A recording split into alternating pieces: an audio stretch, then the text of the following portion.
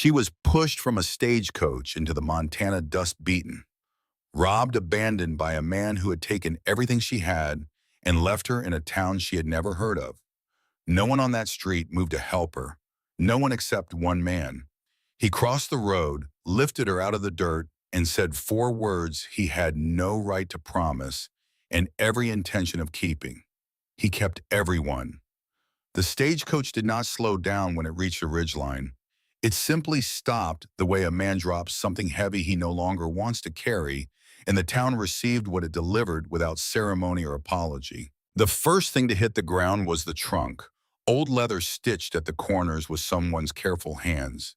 It landed in the October dust and split along one seam.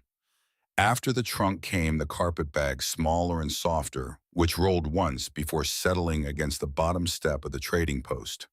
And then, because the afternoon was moving on and the driver had miles yet to cover before dark, the door swung open and a young woman was pushed from the coach the way you push a stone from the edge of a table, not thrown, not lowered, pushed with the casual efficiency of someone disposing of an inconvenience. She did not cry out when she fell. That was the thing that stayed with people much afterward, the ones who witnessed it from doorways and windows and the shade of the general store awning. She did not make a sound. She simply went down into the dust and lay there, one hand open against the earth, her honey-colored hair fanned across her face like something the wind had scattered. The driver did not look back. He gathered his reins, cracked the whip once, and the coach rolled on south towards Santa Fe, taking its noise and its shame with it. For 3 long seconds, nobody moved. Ridgeline, Montana territory in the autumn of 1878 was not a gentle place. It was 12 wooden buildings arranged along a single dirt road set against a wall of mountains that turned purple at dusk and white by November. The Bitterroot Range rose to the west like a promise someone had made and then decided to keep. The air smelled of pine smoke and cold water, and the kind of loneliness that comes not from being alone, but from being far from everything you once knew. The town existed because the land around it was good for cattle, and the land was good for cattle because the men who worked it were willing to work it until their hands bled and their backs curved and the seasons started to blur one into the next. The men who built this country were not soft men. But softness and hardness are not the same thing as cruelty, and what the people of Ridgeline saw that afternoon landed somewhere in the conscience of everyone watching.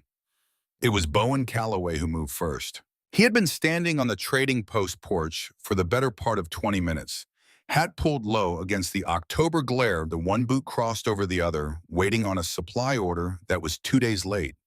He had his thumbs in his belt and his mind on the winter feed situation, and absolutely no expectation that the afternoon was about to rewrite the next 5 years of his life. He was 34 years old, and he had learned through hard experience to keep his expectations close to the ground where they could not fall far. He saw the woman go down. He did not run. Men like Bowen Calloway do not run, not because they are incapable of urgency, but because panic is a luxury that ranch life cannot afford. He moved across the dirt street with the same deliberate stride he used when walking toward a spooked horse or a fence line that needed immediate attention. His shadow crossed the woman's body before he reached her, and he stopped one step away and crouched down to her level. Her face was turned away from him. He could see the bruising along her jaw, old and yellow at the edges, new and purple closer to her cheekbone. He could see the dried cut at the corner of her mouth and the marks around her wrist that told a story he had seen before in other forms, on other faces in the years after the war, when broken things turned up in broken places. "I am not going to hurt you," he said. His voice was low, unhurried. The kind of voice a man develops when he has spent years talking to frightened animals in the dark, where the tone matters more than the words. The woman flinched anyway. Both hands came up to shield her face, and the gesture, automatic and practiced, told him everything he needed to know about the weeks she had endured before landing in the dust of his town. He did not reach for her. He waited, crouched in the dirt, giving her the half-second she needed to understand that his hands were empty. "I am not going to hurt you," he said again. Then slowly and without waiting for her permission, because she clearly needed someone to make a decision on her behalf, and he was the only one standing close enough to do it, he slid one arm beneath her knees and the other around her back, and he lifted her.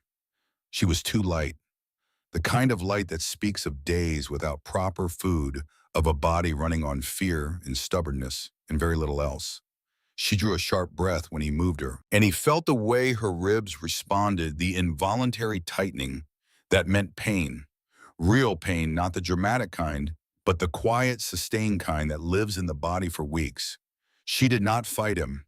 Her head turned toward his chest, and he caught a glimpse of her eyes before they closed. Blue. The shade of blue that the Montana sky turned in the hour before a storm came in from the north, deep and layered and full of weather that hadn't arrived yet. Bowen Calloway had not said many things in his life that he was entirely certain of. He was a practical man with a practical view of the world, and certainty in his experience was a privilege that the land rarely granted. But as he carried this woman he did not know across the dust of Ridgeline toward Doc Harlan's office, at the far end of the street he heard himself say words that he would spend years afterward examining, turning over in his hands like a smooth stone, wondering where they had come from and how he had known in that moment that they were true. "No one will touch you," he said, "as long as I am standing here." She said nothing, but the hands that had been pressed against his chest, braced and rigid, slowly loosened. Just slightly, just enough to matter. A man keeps his word. In the Calloway family, that was not a philosophy or a motto or something you stitched into a sampler and hung above a door frame. It was simply how things work, the same way water runs downhill, and winter follows autumn, and the sun comes up whether you are ready for it or not. Bowen's father had said it once in a different context about a different kind of promise, and Bowen had taken it in the way you take things that are true quietly and completely without needing to be told twice. He had just made a promise. He intended to keep it. The Harlan Medical Office occupied the last building on the east side of the main street, distinguished from its neighbors by the painted sign above the door and the faint smell of carbolic acid that drifted through the walls at certain times of day. Doc Harlan himself was 61 years old, short and lean, with the slightly bowed posture of a man who had spent 4 decades leaning over examination tables. His hands trembled when he was tired, which was often, but they steadied when he worked, which was always. Bowen pushed through the door without knocking. "Good God," Doc Harlan said, looking up from the corner where he had been updating a ledger. "Found her outside the trading post. Coach just left her there." "Set her down." Bowen laid the woman on the examination table with the same care he used when lowering an injured calf, which is to say with a great deal more gentleness than his size suggested. He stepped back and moved to the far wall and did not leave because something in him was not prepared to leave, and he was not in the habit of arguing with himself about things that felt certain. Doc Harlan worked quickly and quietly. He checked her eyes, felt along her jaw and collarbone, pressed gently at her ribs, and watched her face for the kind of pain that indicates fracture rather than bruising. What he found made him set his jaw in a way that his long-term patients recognized as controlled anger. 2 ribs cracked, bruising across the torso, consistent with repeated blunt trauma over a period of days. A laceration at the mouth that had healed improperly. Marks at both wrists from restraint, old enough to be fading, but new enough to still be tender. Dehydration, probable mild concussion. Someone had done this deliberately over time with patience and intention. The woman opened her eyes when the examination concluded. They were the same blue that Bowen had noticed in the street, and they moved across the room with the careful, measured quality of someone who had learned to assess her surroundings before deciding how much of herself to offer them. They found Bowen against the wall, stayed on him for a long moment, and then moved to Doc Harlan. "I am fine," she said. Her voice was rougher than he expected, hoarse with thirst, and something that might have been suppressed crying, or might simply have been the aftermath of days with very little sleep. "I just need to rest." "You need 3 weeks and a great deal of food," Doc Harlan replied without looking up from his notes. But we will start with rest. Who did this to you? Bowen asked. She looked at him again. He noticed watching her that she was performing a calculation, the kind that people who have been hurt do when they are deciding whether the person in front of them is safe. He stood still and let her calculate. His name was Victor Crane, she said finally. He told me he was acting on behalf of a Mr. Bowen Calloway, Ironwood Ranch, Ridgeline, Montana territory. The room went quiet enough to hear the wind picking up outside. He said that Mr. Calloway had engaged his services to find a wife. She continued, and her voice stayed steady through it in the way that voices stay steady when the person has already cried all the tears available for a particular piece of information. He collected my letters and delivered his replies. He collected my savings, which he called a placement fee. And when I began to ask questions on the road that he found inconvenient, he became... She paused, looked at her wrists. He became what he was. I am Bowen Calloway, Bowen said. He said it the way a man confirms a fact without drama, because the fact itself was enough. Her eyes came to him, and this time they did not move away.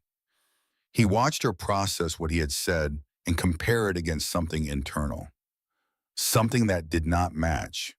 He saw the moment the calculation completed and the implications settled into place behind those storm-colored eyes. Then you did not send him, she said. I have never heard that name in my life. She closed her eyes. The breath she let out was long and slow, the kind that is not quite a sigh and not quite but carries the same weight as both. He replaced my letters, she said quietly to no one in particular. And yours, he wrote both sides. The narrative of it came together for Bowen in the span of a few seconds, the way the pieces of a broken fence line come together when you walk the full perimeter. Someone had seen his advertisement for a mail-order bride in the Cincinnati papers. Someone had intercepted the correspondence, replacing both sets of letters with fabrications directing a real woman west under false pretenses and with manufactured expectations. And the woman on the examination table, whose name he still did not know, had arrived believing she was fulfilling an agreement only to be discarded along the road when she became difficult to manage. He stood against the wall of Doc Harlan's office with his hat in his hands and a cold, specific kind of anger moving through him that he recognized from a handful of other moments in his life. Not hot anger. Hot anger burns itself out. This was the other kind, the kind that settles and waits. What is your name? He asked. Corinna Shaw, she said. People call me Cora. Miss Shaw, he turned his hat once in his hands. You will stay here tonight. Tomorrow, if the doc says you can be moved, you will come to Ironwood Ranch and stay until you are recovered. There is a spare room. I sleep in the bunkhouse with my men. He met her eyes directly. No one will pressure you into anything you have not agreed to. That is not how this works. Doc Harlan made a small sound that might have been approval. Cora looked at Bowen for a long moment, the kind of look that is searching for the catch in a statement, for the qualifier for the second meaning hidden in the first. She did not seem to find one, Bowen. Thank you, she said. It was two words offered with the careful precision of someone who has learned not to give more than they mean. No need for thanks, Bowen replied. He put his hat back on. I will be back in the morning. He walked out into the October afternoon and stood in the dirt street of Ridgeline and stared at the mountains for a long moment before he let the anger move through him properly and settle back down where he could manage it. Victor Crane. He filed the name away in a particular part of his memory, the part that kept things he intended to return to. Ironwood Ranch sat 4 miles northeast of Ridgeline, along a road that turned to mud in the spring and froze solid in the winter, and required a man to know it well to navigate it in either condition. From the road, it looked like a collection of dark shapes against the mountain backdrop, nothing particularly distinguished. But when the road curved and the perspective opened, it became something else. The main house was 2 stories of timber and stone built by 3 men over 3 years, starting in 1870 when Bowen Calloway was 26 years old and in possession of nothing but a land claim, $1,200 in savings, and a stubbornness that bordered on the geological. He had poured the foundation himself. He had framed the walls with his brothers during a summer that nearly broke all three of them in every sense of the word. He had laid every board of the interior floors on his hands and knees, fitting them together with the patience of a man who understood that shortcuts in foundation work show up in the walls years later. The result was not a fine house by Eastern standards. The curtains were plain cotton gone soft with washing. The furniture was solid and scarred from use. The bookshelves were full of volumes that had been read, actually read with bent spines and dog-eared pages and occasional pencil marks in the margins where something had struck one of the brothers as worth remembering. In the corner of the main room against the east wall where the afternoon light fell longest stood a piano.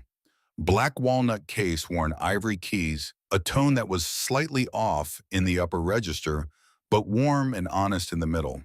It had belonged to their mother who had played hymns on Sunday evenings until the winter she died when Bowen was 19 and Fletcher 15 and Wade 12, and after that no one had touched it. The rest of the ranch spread around the house in the logical arrangement of a working operation. Bunkhouse for 8 hands, barn for 12 horses, 4 storage buildings, a smithy, a chicken coop that was perpetually in need of repair, and corral fencing that stretched in both directions along the property line. 600 head of cattle grazed the lower pastures in autumn, their breath clouding in the early morning air, their movement slow and collective and constant. This was the place Bowen had built. And this was the place he had decided 2 years ago that he did not want to manage alone indefinitely. The advertisement had been Fletcher's idea.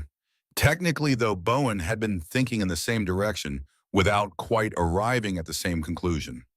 A mail-order bride arrangement was not uncommon on the frontier, and it had practical advantages that both brothers understood without sentimentality. A woman who answered such an advertisement knew what she was agreeing to. There would be no pretense, no mismatch of expectations. It was, in Fletcher's words, an honest transaction in an honest place. What arrived instead was Cora Shaw covered in bruises in a growing suspicion that Victor Crane had never been interested in honest transactions at all.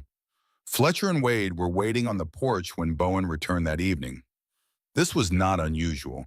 Unusual things that happened in town had a way of reaching the ranch before the person involved did, carried by the specific telegraph system that existed in small communities, which is to say, the network of people who noticed things and could not resist sharing them. Fletcher stood with his arms crossed and his weight on his back foot, the posture he had developed during his years as a deputy investigator for the county, when stillness was a professional tool. He was 30 years old, lean and sharp-featured, with green eyes that moved quickly and recorded everything and gave away very little. He had come back to the ranch 3 years ago after an incident that had cost a man his freedom, and Fletcher a certain faith in the impartiality of county politics. And he had traded his badge for ranch work with the decisiveness of a man closing a chapter he was finished reading. Wade was leaning against the porch post with his hat pushed back on his head and his expression carefully neutral in a way that Bowen recognized as the look his youngest brother wore when he was working something out internally. Wade was 27, broadest of the three, with honey-colored hair that had lightened further over the summer and warm brown eyes that people usually mistook for simple friendliness. He was not simple. He was, in Bowen's estimation, the most acutely intelligent of the three of them, though the method of his intelligence did not announce itself through books or a conversation or any of the ordinary channels. "She is not the woman in the letters," Fletcher said. "No," Bowen confirmed. "Then who is she?" "Corinna Shaw, Cincinnati. She answered the actual advertisement. Someone intercepted the correspondence and wrote both sides." He pulled his gloves from his hands and turned them over once. "Man named Victor Crane presented himself as my agent. She believed him. He took her savings, spent 3 days demonstrating what he actually was, and left her on the coach with instructions to drop her at the nearest convenient location." Fletcher said nothing for a moment, the calculating quiet of a man sorting information into relevant categories. "She is still here," he said finally. "She is staying in the spare room until she recovers. I am in the bunkhouse." Wade had not spoken. He was still leaning against the post, and something about his expression was not quite the careful neutral it had been 30 seconds ago. There was a tension in the line of his jaw that Bowen noticed and filed away. "Victor Crane," Fletcher said. "You know the name. I know a name that sounds like it." He pushed off the porch rail and moved toward the door. "I will write a letter tonight." Dot Simmons arrived at the ranch the following morning, which she did 3 times a week, regardless of whether anyone had asked her to. She was 56, a widow of 7 years, with silver hair and the rolling, efficient movement of a woman who had organized the labor of households since she was old enough to lift a pot. She had worked for the Calloway brothers since the winter of 1874, when she had shown up at the door with a covered dish in a look that suggested she had already decided she was coming in and was merely waiting for someone to open the door. She brought Cora from Doc Harlan's office in the wagon. She did not ask Bowen if this was the right thing to do. She had already determined that it was, and she considered the matter settled. The road from Ridgeline to Ironwood Ranch took 30 minutes at a gentle pace, and Dot drove it at a gentle pace, keeping the horses unhurried over the roughest sections, with the automatic expertise of someone who had driven it hundreds of times. Cora sat beside her on the bench, wrapped in a wool blanket, and watched the Montana landscape open up around her with an expression that Dot, watching from the corner of her eye, recognized as a kind of awe that no one carries for long, because the country either breaks it or deepens it into something harder and more durable. The mountains, the sky, the sheer undeniable scale of a country that has not yet been reduced to something manageable. "First time west of the Mississippi?" Dot asked. "First time west of the Ohio," Cora said. Dot made a small sound that contained both acknowledgement and a complete withholding of judgment. "Ranch doesn't lie. New arrivals don't know it yet, but they learn." When the road curved and Ironwood Ranch came into full view, Cora said nothing for a moment. She simply looked. The main house stood against the mountain backdrop with the settled confidence of a structure that had been built to last, not to impress. The outbuildings were arranged in a working logic that spoke of thought and planning. The corrals were clean and well-maintained, the fencing straight. In the distance, cattle moved slowly through the lower pasture, like a tide going out, unhurried and inevitable. "It is beautiful," Cora said finally. Dot pulled the horses to a stop in front of the main house. "Beautiful and difficult and honest, same as most things worth having." The spare bedroom was at the back of the house, a room that had been used for storage until Bowen had cleared it 2 weeks before in anticipation of a different kind of arrival. Simple pine furniture, a quilt on the bed that smelled of cedar, a window that looked east over the kitchen garden toward the foothills. Plain and sufficient, and entirely without pretense. Dot led Cora to it and stood in the doorway, with her hands folded and her expression matter-of-fact. "This is where you belong for now," she said. "Rest today. Tomorrow I will bring bread and we will assess what needs doing." She did not wait for a response. She considered the matter of hospitality arranged and went to the kitchen to begin arranging the matter of food. Cora stood in the center of the spare room for a moment after Dot left, taking in the details with the careful attention of someone cataloging an unfamiliar environment. Her trunk was in the corner, the split seam bound with rope that someone at the trading post had added without being asked. Her carpet bag sat beside it.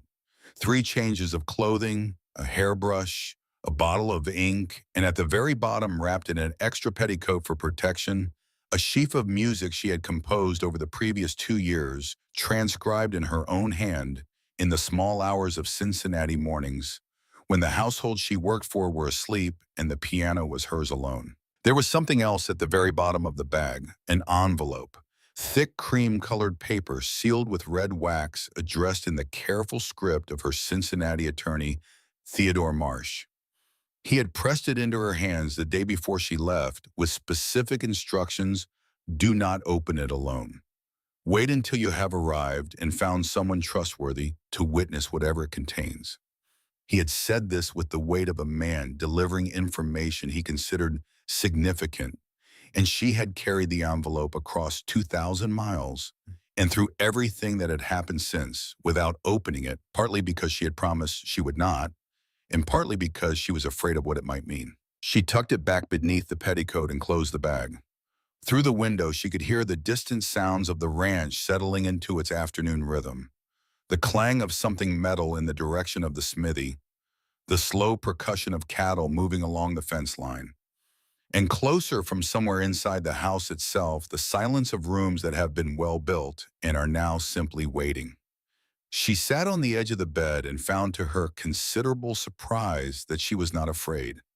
The first morning she woke before Dot arrived and found the kitchen already warm. Someone had built the fire before dawn.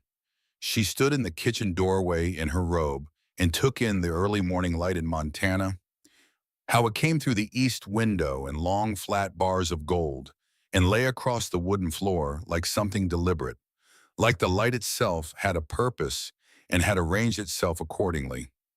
She made coffee.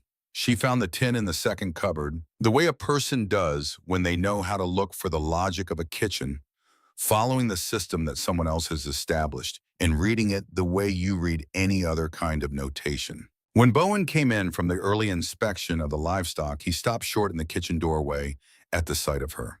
He was covered in the morning's work, dust and the fragrance of cattle and the cold outdoor air still clinging to his jacket. He was a large man, she noticed, with the clear eyes of morning. Large in the way that comes from decades of physical labor, not from accident of birth, broad through the shoulders and deep in the chest, with the kind of hands that leave marks on wood without meaning to. He looked at her. She looked at him. The coffee pot sat on the stove between them like a point of neutral territory. "Miss Shaw," he said. "Mr. Calloway." She took a cup down from the shelf and poured it and set it at the near end of the table.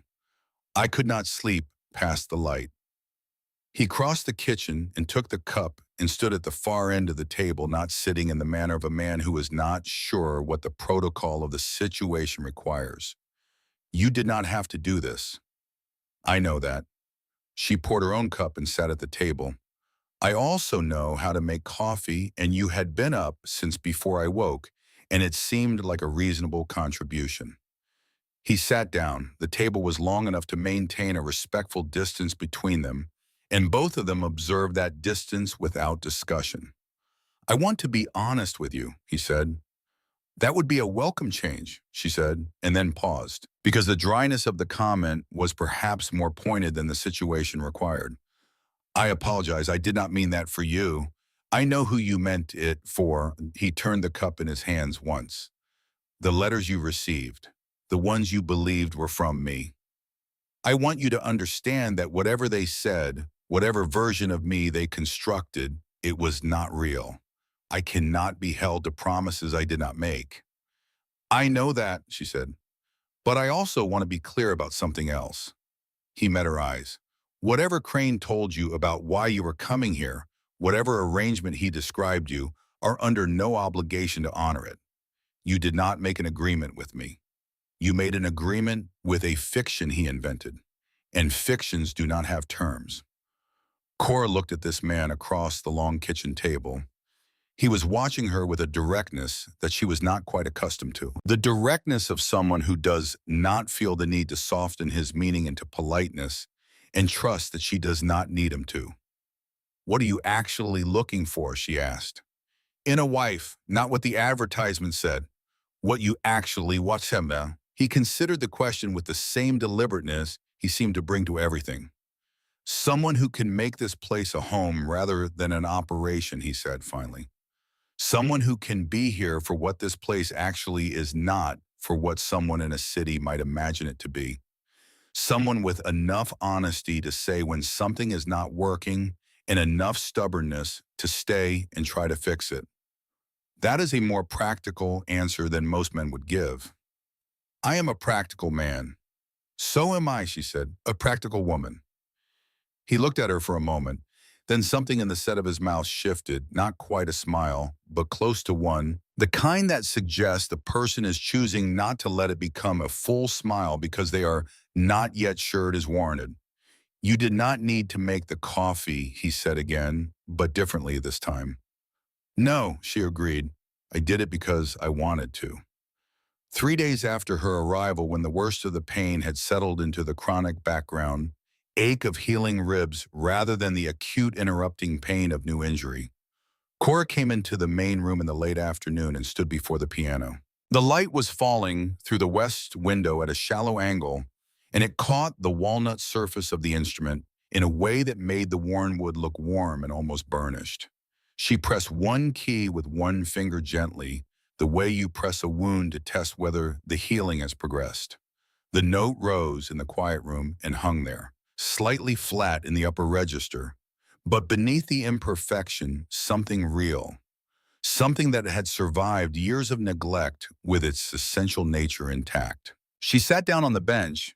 She began with scales because her fingers needed to remember. 4 years of playing in other people's parlors had kept the technique intact, but the emotional connection required its own warming.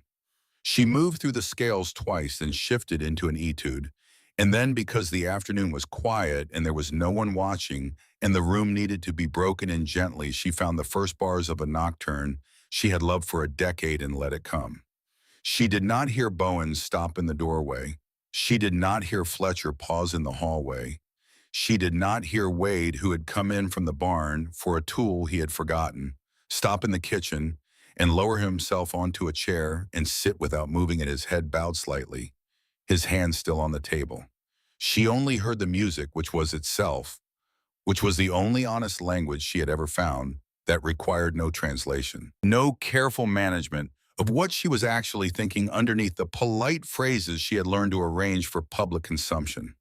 When it ended, the silence that followed felt different from the silence that had preceded it, fuller, less empty. That is the most beautiful thing I have heard in a long time. She turned. Bowen stood in the doorway with his hat in his hands, and his expression held something she had not seen on his face yet. Something that had been set aside, stored carefully away from the practical requirements of running a working ranch, and had just been briefly, unexpectedly retrieved. "This is your mother's piano," she said. "It is." He moved into the room slowly with the care of a man stepping into a space that belongs to someone else's memory. She played on Sunday evenings. After she passed, nobody touched it. How long ago? 15 years. He stood near the instrument, but not touching it. The house has not heard that since. Cora looked at the keys, at the worn ivory yellowed at the edges where the finish had aged, at the small carved detail along the front panel that someone had done by hand, a line of flowers that had been worked into the wood with patience and small tools. "She did that," Bowen said, following her gaze. "The carving. She was patient about things she cared about."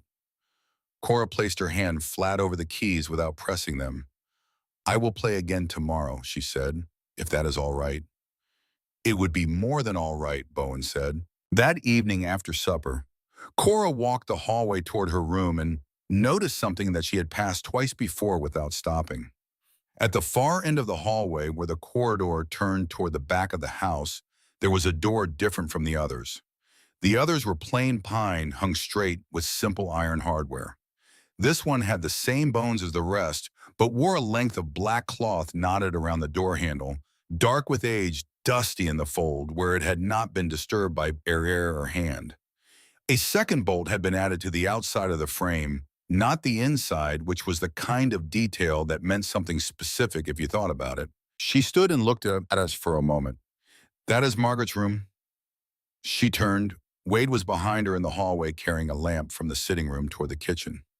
He said it the way you say something you have said before, in the same words, in the same tone, because you have calibrated the explanation to a specific level of information.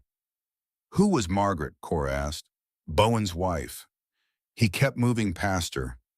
"She passed 5 years ago." She looked back at the door.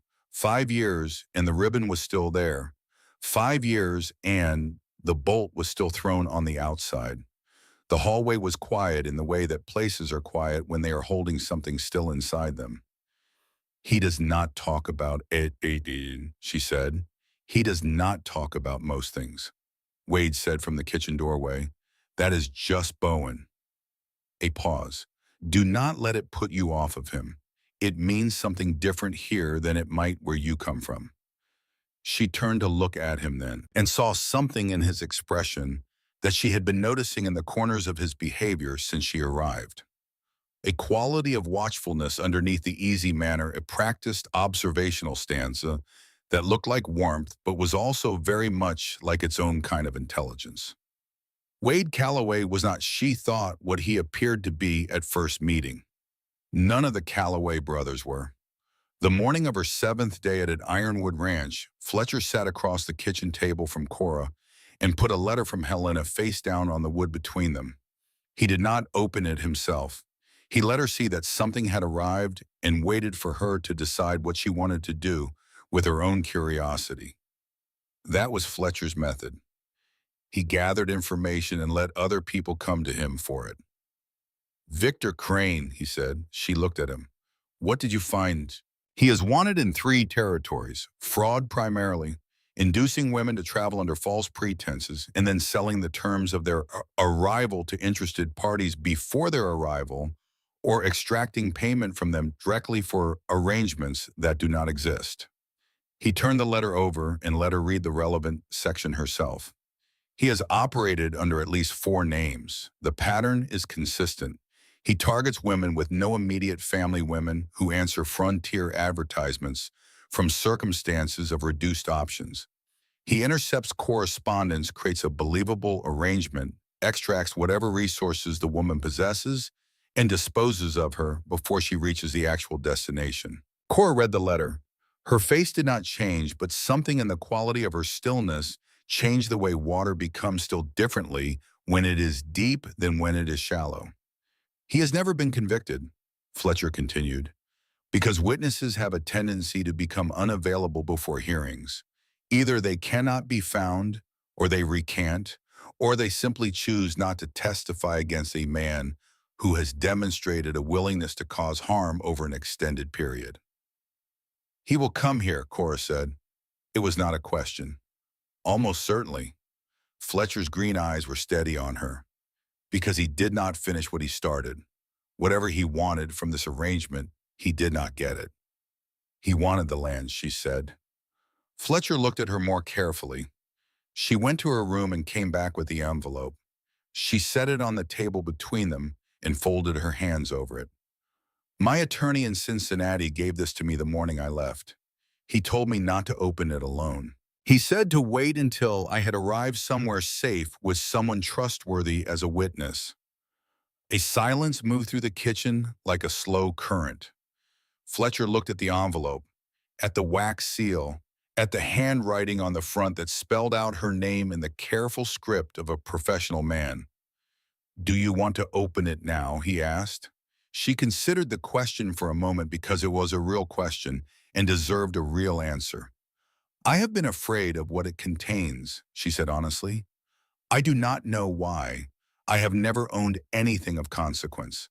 The idea that this envelope might contain something consequential is, she paused, disorienting. Miss Shaw, Fletcher's voice had lost some of its careful official quality and become something more direct, more personal. In my experience, the things we are afraid to look at are very rarely as complicated as the fear makes them seem. It is the not looking that does the damage. She broke the seal. The envelope held 2 documents. The first was a letter from Theodore Marsh, 3 pages in the close, precise script of a man accustomed to conveying complex information without ambiguity. The second was a legal document, the kind with impressed stamps and multiple signatures and a border of faint decorative lines that indicated official status. A land deed. Her uncle Thomas Shaw, whom she had met once as a child and understood to be a distant figure in some vaguely western location, had died in Helena, Montana in April of 1878. He had died without direct heirs. He had died, however, with a will, and the will named Corinna Shaw, his niece, as the sole beneficiary of his estate, which consisted of modest savings already distributed in one piece of property. A parcel of land in Ridgeline County, Montana territory, bounded on the east by the property line of a ranch called Ironwood. She read the second document 3 times. Fletcher read it once. He sat back in his chair slowly with the controlled movement of a man who has just received information that significantly reorganizes what he thought he understood about a situation. How did Crane know about this? Cora asked. Probate records, Fletcher said. They are public documents. He would have had your uncle's estate processed through the county, which is where he would have found your name as the named heir and your Cincinnati address in the connection to a parcel of land in a county where he had already identified potential value. He looked at the deed. The western boundary of this property runs along the seasonal creek that feeds our upper pastures. He paused. We have been drawing water rights from that creek for 6 years. The ownership of the property was unclear after old Pearson died last year, with no will and no family. We assumed it would eventually be absorbed into county land or sold at auction. Instead, it belongs to me, Cora said. Instead, it belongs to you. He looked up. Crane was not moving you here to collect a placement fee. He was moving you here to control the property through you. A woman alone recently arrived, owing him a debt of fabricated gratitude, unaware of what she actually owned. He would have either pressured you to sign the deed over or simply ensured that you were never in a position to register the inheritance properly. The kitchen was very quiet. Outside, the wind had picked up from the north the way it did in October, when the season was reminding everyone that it was moving toward its conclusion. The sound of it through the window frame was a low, sustained note, the kind of sound that has always been there and always will be. He will come, Cora said again. Yes, Fletcher confirmed. Then we should be ready. He looked at her for a moment. The green eyes moved across her face and settled. And whatever they found there seemed to answer something he had been uncertain about. Yes, he said again. We should. He stood and went to find his brothers. That evening, after the dishes were cleared and Dot had gone home, and the 3 Calloway brothers had talked in the study with the door closed for the better part of an hour, Bowen came to the kitchen door and found Cora sitting at the table with her cup of tea and her hands wrapped around it and her gaze directed at the middle distance in the work of someone working through something complicated. He sat down across from her. He did not speak immediately. The fire in the stove had burned low and was throwing orange light at a low angle across the wood floor and outside the window. The first stars of the evening were beginning to show in the narrow dark above the mountain line. You should know what he said, that whatever Crane wants with that land, he will not get it. That is not a negotiation. That is simply how it is. She looked at him across the table. The firelight was doing something to his face that made the hard lines of it look both older and younger than the daylight version. Older in the set of his jaw, younger in the eyes. It is my land, she said. It is your land, he agreed, and we will make sure it stays that way. Mr. Calloway, she set the cup down. Why are you doing this? You do not know me. You owe me nothing. The arrangement that brought me here was a fiction. You said so yourself. He thought about this for a moment with the same deliberate honesty she had come to expect from him. Because I made a promise, he said finally, on the street, when I carried you across it. I am aware that you may not hold me to it. I am aware that it was said before you could respond and without your agreement, and that by any reasonable accounting, you could disregard it entirely. He met her eyes. But I do not disregard it, and I have not changed my mind. The wind outside moved through the pines along the eastern edge of the property, and the sound of it was like the long note of something resolving. No one will touch you as long as I am standing here. She had heard those words in the dirt of a street she did not know, spoken by a man whose face she could barely see through the pain and the fear. She had heard them and filed them away in the category of things people say in urgent moments that do not necessarily mean anything afterward. She was beginning to suspect she had filed them incorrectly. I am going to play tomorrow morning, she said, before breakfast. If the sound wakes you, I apologize in advance. It will not wake me, Bowen said. I am up before the sound carries that far. He stood, took his cup to the dry sink, and moved toward the door. He paused in the frame. Cora. It was the first time he had used her name without the miss. Yes, she said. Winter always ends, he said. That is not comfort. That is just Montana. A pause, but it ends.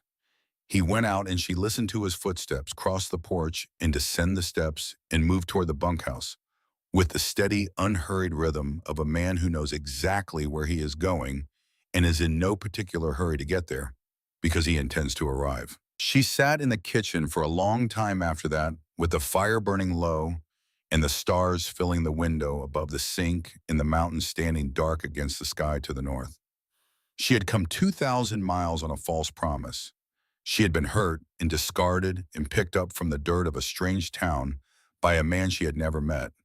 She had arrived with nothing except what she carried in a bag that had been rifled through, in a trunk with a split seam, in a sealed envelope that turned out to contain something consequential after all. She had arrived, in other words, in exactly the circumstances that her practical nature had been warning her about for the entirety of the journey. And yet, in the kitchen of Ironwood Ranch with the pine smoke and the wind and the low orange light and the sound of three brothers settling in for the night in the bunkhouse 50 yards away, she sat and did not feel afraid.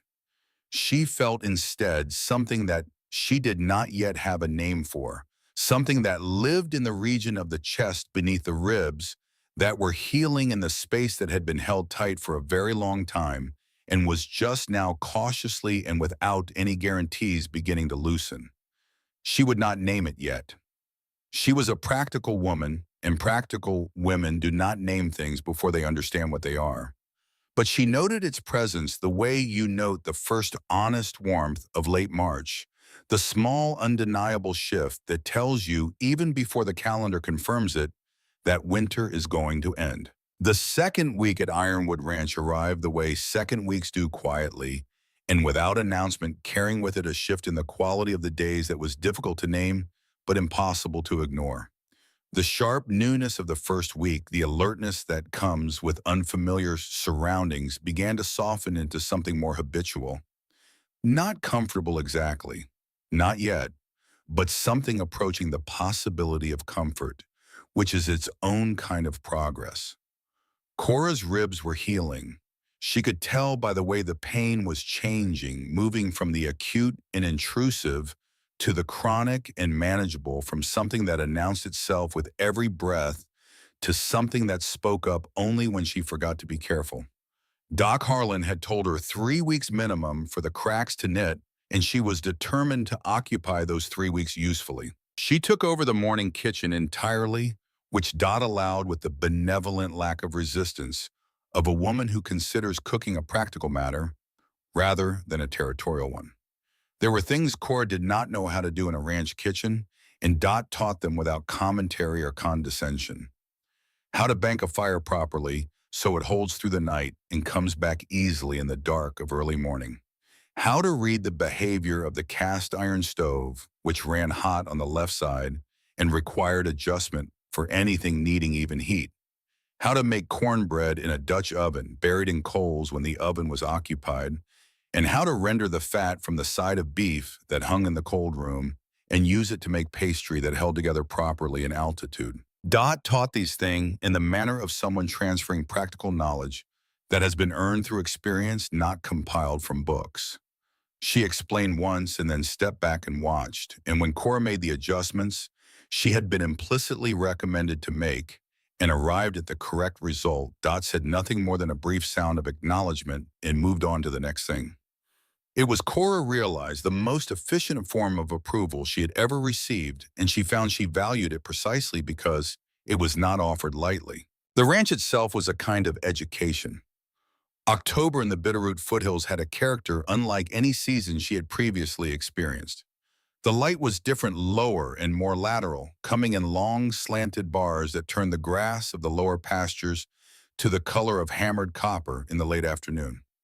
The cold was not the damp, penetrating cold of Ohio winters, but something drier and cleaner, the kind of cold that declares itself honestly and does not seep.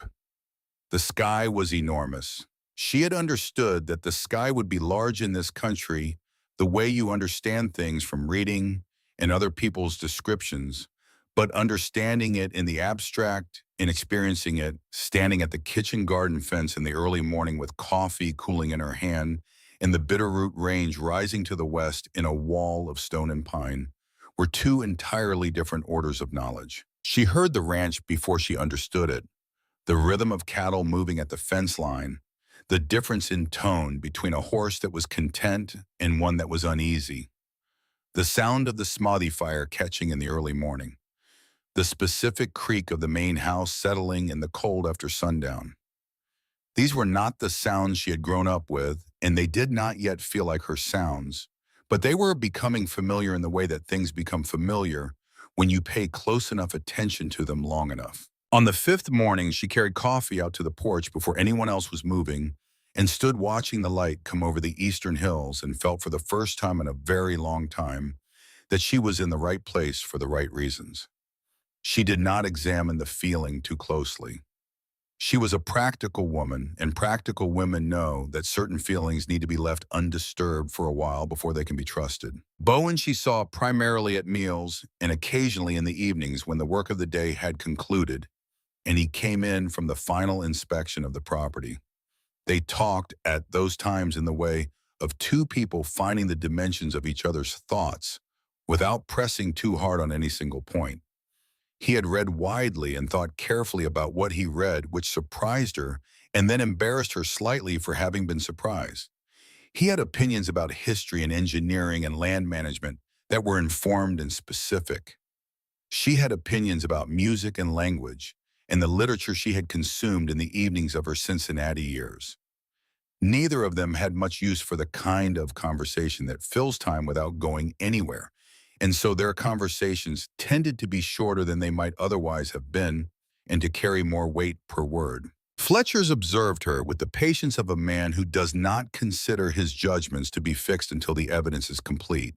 He was not unfriendly. He was not warm. He existed in a middle register that she understood was not indifference but caution, and she respected it because she recognized it. She had spent enough years in the margins of other people's household to know the difference between someone who did not care and someone who cared very carefully. And then there was Wade. She discovered what she discovered on a Tuesday morning when she had written out a supply list at Dot's direction and carried it to the barn where Wade was preparing to take the wagon into Ridgeline.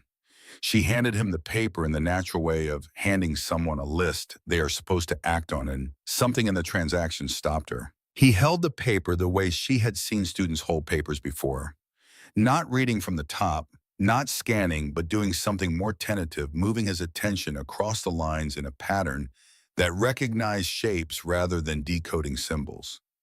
The hands that held the paper were steady and sure, the hands of a man who worked hard physical labor with complete confidence, but the relationship between his eyes and the page was different. It was the relationship of someone who has learned to navigate a territory without a map using landmarks instead of coordinates. He knew she was watching. She watched him know it. Watched the stillness come into his jaw, the stillness of someone who has been caught at something they have spent years concealing, who is calculating in real time how much has been seen and what the consequences will be. She made a decision in the space of about 2 seconds. 1 pound of salt, she said, taking the paper gently from his hand. Lamp oil, coffee, the dark roast from the back shelf because the other kind gives Dot headaches. And if they have dried apples, 1/2 bushel. She folded the list and held it out to him again. In case you want to check against what you find. Wade took the paper. He did not speak immediately.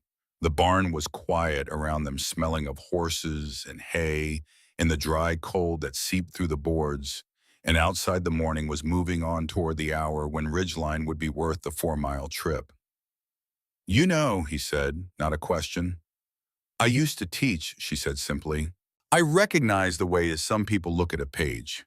It is not the same as not being intelligent. It is not even the same as not being able to read necessarily. Sometimes it is just that no one ever took the time to show a person the right way in. He was quiet for a long moment. His hands were very still on the folded paper. Fletcher and Bowen think my eyes are bad in close light, he said finally. Then they will continue to think that, she said.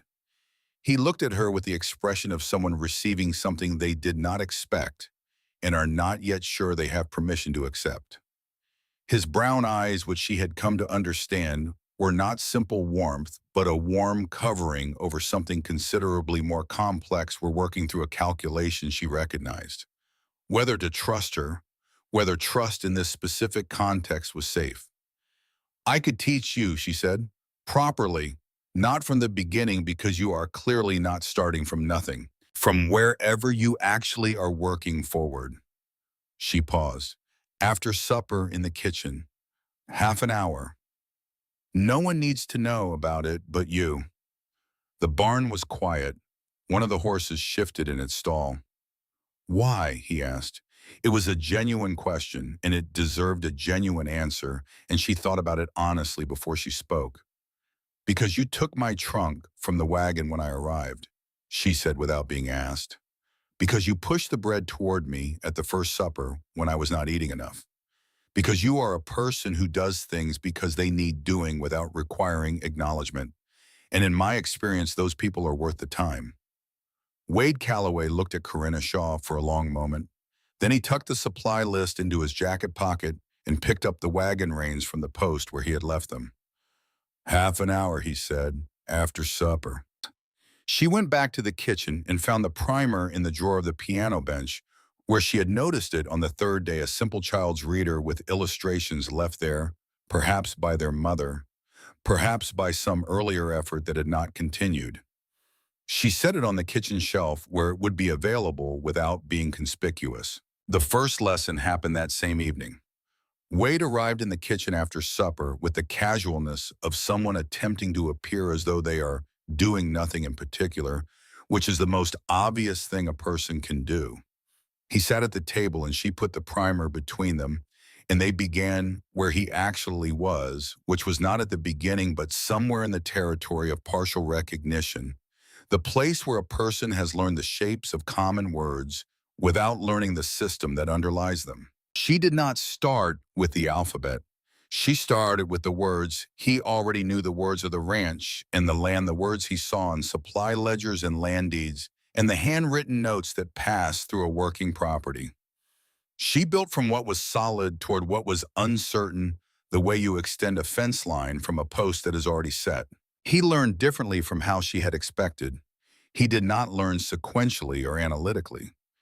He learned by pattern and by association, building a map in his head that connected the look of a word to its meaning and its sound, simultaneously bypassing the intermediate step that most reading instruction required. It was faster in some ways and slower in others, and she adjusted her approach with each session, reading what was working and abandoning what was not, with the flexibility that came from years of working with students who did not all think the same way. Fletcher passed the kitchen doorway on the second evening and saw them at the table with the primer open between them. He walked on, but he paused in the hallway outside long enough to understand what he was seeing, and when he came back past the doorway, 10 minutes later, the look on his face had changed in some way that was not dramatic enough to name, but was definitely present. He did not say anything to either of them. But the following morning he poured Cora's coffee before his own, which was not something he had done before, and he set it at her place with a small, contained nod that communicated more than a paragraph would have. The ranch does not lie, Dot had said in the wagon on the road from Ridgeline. New arrivals don't know it yet. Cora was beginning to understand what she meant. It was on the 11th night that Bowen knocked on her door. She was not asleep. She had been sitting at the small desk beneath the window with the oil lamp turned low, working on a piece of music that had been moving through her head for the past several days, the kind of melody that arrives not fully formed, but in sections revealing itself gradually like a landscape coming out of morning fog. She was writing it down in the notation shorthand she had developed over years of composing late at night in borrowed spaces a private system that was faster than standard notation and legible only to her. She opened the door and he was standing in the hallway leaning against the frame with the deliberate stillness of a man who had been working up to something. His expression was not the controlled directness of their practical conversations, not the quiet attention he wore when he listened to her play. Something more effortful. Something being brought forward from a place where it was not usually kept. "Can we talk?" he asked. "Yes," she said. "Let me put on my coat." They sat at the kitchen table, the two of them, with the fire banked low and throwing orange warmth at the walls and the lamp between them, making a circle of honest light. Outside, the wind had stopped, which happened sometimes in October, a pause in the season that made the silence feel absolute. Bowen turned his hat once in his hands, set it on the table, did not pick it up again. "There are things I have not told you about Margaret," he said. She waited. He told her the truth, the actual truth, not the version that the town of Ridgeline knew, not the version he had offered to his brothers as the simplest accounting of a complicated history. He told it the way he did most things, plainly and without inflection, which made it harder and easier to hear at the same time. He had met Margaret in Butte in 1869 and married her within 4 months because he was 25 and in possession of a piece of land and a plan, and a complete failure to understand that a plan and a woman are not interchangeable components. She was the first woman he had met since coming west who made him feel that the silence inside him was not a deficit but a quality, and he had mistaken that feeling for compatibility. It was not compatibility, it was simply that she found him interesting in the way that some people find unexplored places interesting, with a curiosity that does not extend to actually wanting to live there. She had lasted 2 years at Ironwood Ranch, 2 years during which he had done everything in his power to make the place more livable, more comfortable, more connected to the world she had come from. He had added rooms. He had ordered books from the East. He had brought the piano at great expense from a collection in Helena because she had mentioned once that she missed music. He had done all of this without fully understanding that what she missed was not a thing he could provide with money or labor, or planning that what she missed was a version of the world that this country would not become for decades if it ever did. She left in 1871. She went with a traveling merchant from Butte, whom she had met during one of his supply visits to the ranch, and she went without ceremony or extended explanation, which Bowen had come to understand was not cruelty, but the only way she knew how to do it. He had signed the divorce papers in 1872 without contest or correspondence beyond what was legally required. In 1873, a letter arrived from a hospital in Butte. Margaret had died of childbed fever. The child who was not Bowen's had not survived either. "I told my brothers she died 5 years ago," he said. "I told them she died in childbirth, which is true, but I did not tell them the rest of it, the divorce, the 2 years before that." He looked at the hat on the table. "The town believes I am a widower in the full sense. I allowed that. I allowed it because the truth required a longer explanation than I was prepared to give, and because she was already gone, and explaining the difference seemed like a form of judgment of her that I did not feel entitled to deliver." The kitchen was very quiet. Cora looked at this man across the table in the low light of the October kitchen, and she thought about what it cost a person to carry a story that is not quite what they have told, not a lie exactly, but not the full truth, and to carry it for 5 years in a small town where the distance between what people know and what people say is very narrow. "Why are you telling me now?" she asked.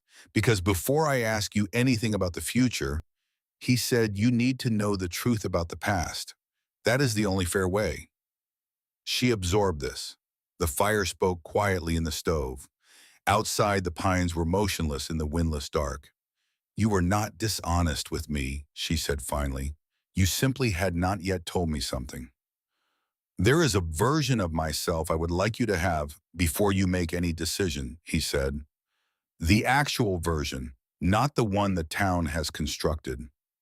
She thought about what honesty costs when no one has demanded it, how rarely people offer it without being pressed, How the decision to tell the truth when silence would serve equally well as its own kind of declaration.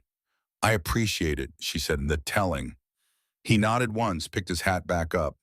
There is one more thing, she said before he could stand. He waited. The room at the end of the hall, the ribbon on the door. You should take it down when you are ready, not because you owe her any less than you already gave, but because a room with a black ribbon on it is a room that belongs to grief, and you have given grief enough of your house already. He looked at her for a moment with the expression he wore when something had landed differently than he expected.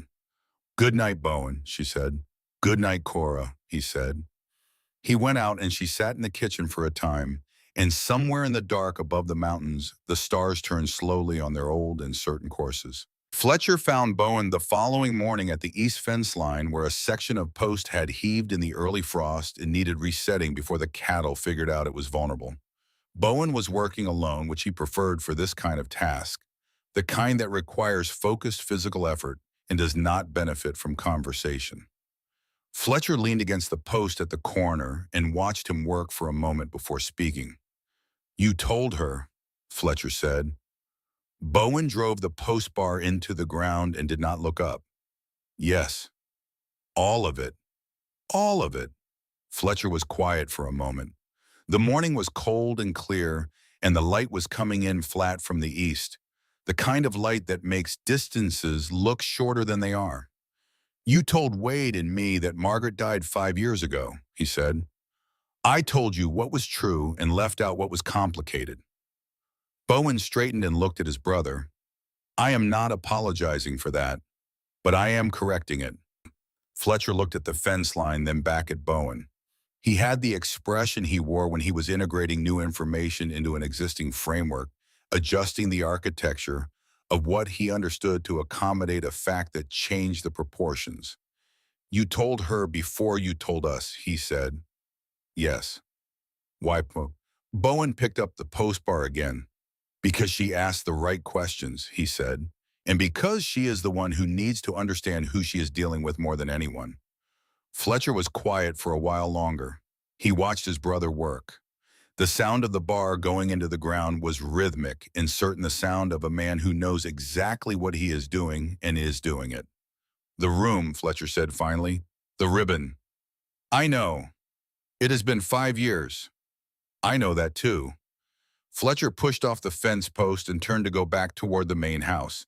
He had taken 3 steps when Bowen spoke. She is not what I thought I was looking for, Bowen said.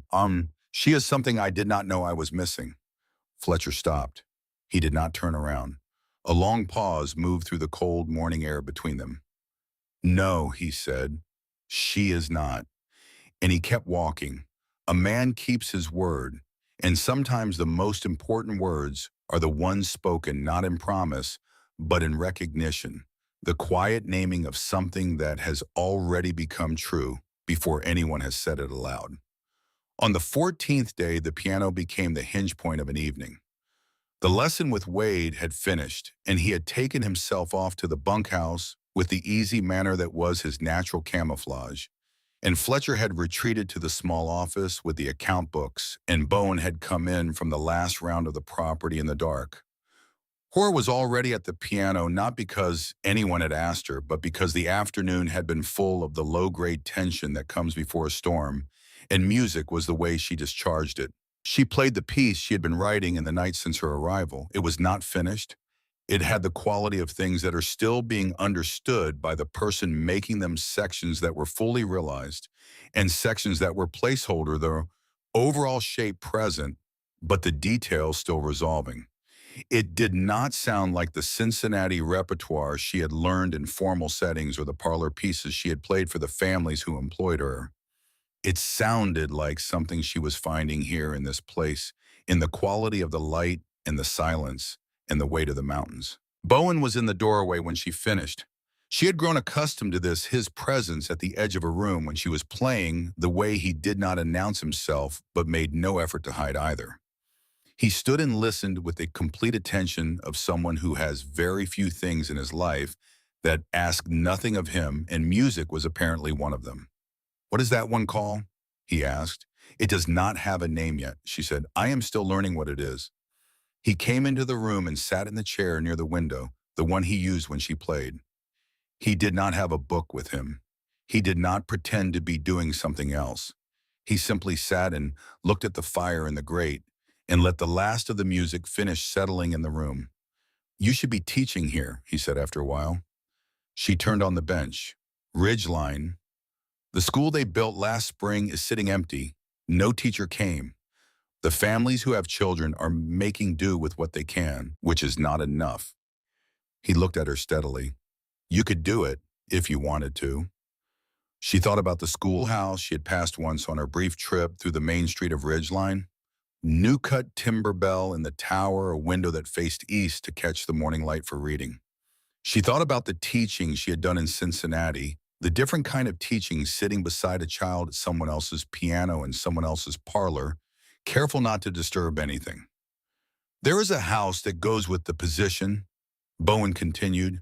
The town built it attached to the schoolhouse. Small but solid. Yours with the job. You are finding me a way to be independent, she said. I am finding you a way to have options. His voice was level as it always was, but there was something in the word options that sat differently than the rest of the sentence. You came here without any. I would like for you to have some before any other decisions get made. Oh, she looked at him. He looked back at her with the undeflecting directness that was simply how he was, that she was learning to read not as bluntness, but as a form of respect. He was not offering her independence as a way of putting distance between them. He was offering it as something she was owed separate from whatever might or might not happen afterward. I will talk to the council, she said. I will drive you in on Thursday, he said. The council meeting was brief and almost entirely uncomplicated. There were 3 men on the Ridgeline Council, the general store owner, a cattle broker who had settled the previous spring, and a minister who served both the town and 3 outlying communities in rotation. They had been trying to fill the teaching position since the summer. They looked at Cora Shaw for approximately 2 minutes, asked her 3 questions about her experience and her approach to mixed-age instruction, and offered her the position before she had finished answering the 3rd. The schoolhouse was exactly what the outside had suggested.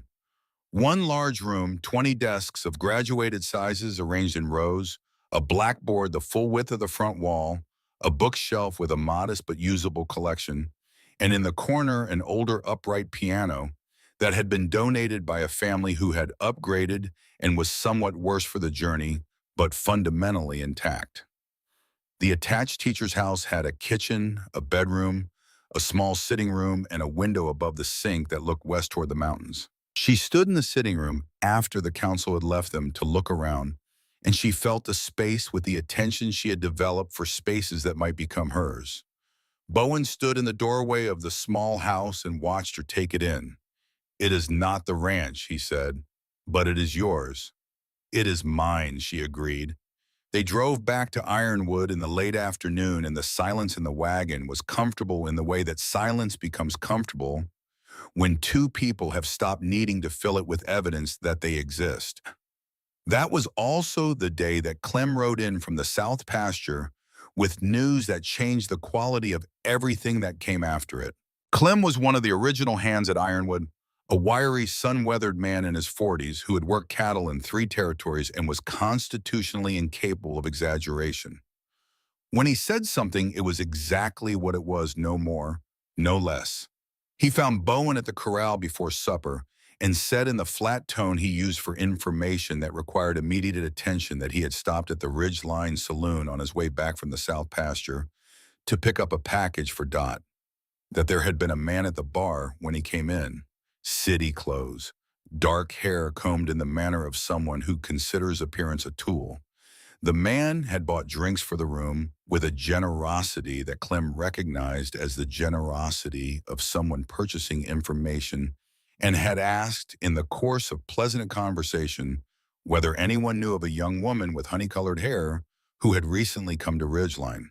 Educated, he had said, from Ohio. He had described himself as a concerned family friend. Clem had not answered the description, had taken Dot's package, and come straight back. Bowen stood at the corral fence after Clem had finished and looked at the mountains for a long moment. The October light was low and flat on the peaks, turning the snow at the upper elevations to a pale, cold gold. Victor Crane, not gone, not finished, simply waiting for the right moment. Bowen went inside and found Fletcher in the office and told him. Fletcher picked up a pen and then set it down. He did not speak for a few seconds, which was how Fletcher processed things that required a tactical response. Then he said with the controlled evenness of someone organizing against a threat, "He does not know she has already been to the council. He does not know she knows about the land. He will come expecting to find her still uncertain and unprotected." "She is neither," Bowen said. "No," Fletcher agreed. "She is not." He looked at his brother. "Tell her tonight." Cora was in the kitchen when Bowen came in. She was making the last pot of coffee of the evening, the small domestic ritual that had established itself as the marker between the working day and the night. She looked at his face when he came through the door and did not need to ask whether something had happened. She sat down at the table. He sat across from her and told her what Clem had brought in. She listened without interrupting. When he finished, she looked at the cup in front of her for a moment. "He will come to the school," she said. "He knows I'm the kind of person who answers an advertisement for a teaching position. It is the logical place to find me once he learns about it, and in a town this size, he will learn about it within a day." "Yes," Bowen said, "and he will not come just to talk." "No," Bowen said. She looked up at him. Her eyes held the same quality he had seen in the dirt of the street on the first day that layered blue with weather moving through it. Except the weather was different now. It was not the weather of a person who does not know where they are going. It was the weather of a person who has decided something and is prepared to stand in it. "I will not run from him," she said. "I know that. But I also will not face him alone." She met his eyes directly. "Not because I cannot, because I choose not to." "You will not have to," he said. "A man keeps his word."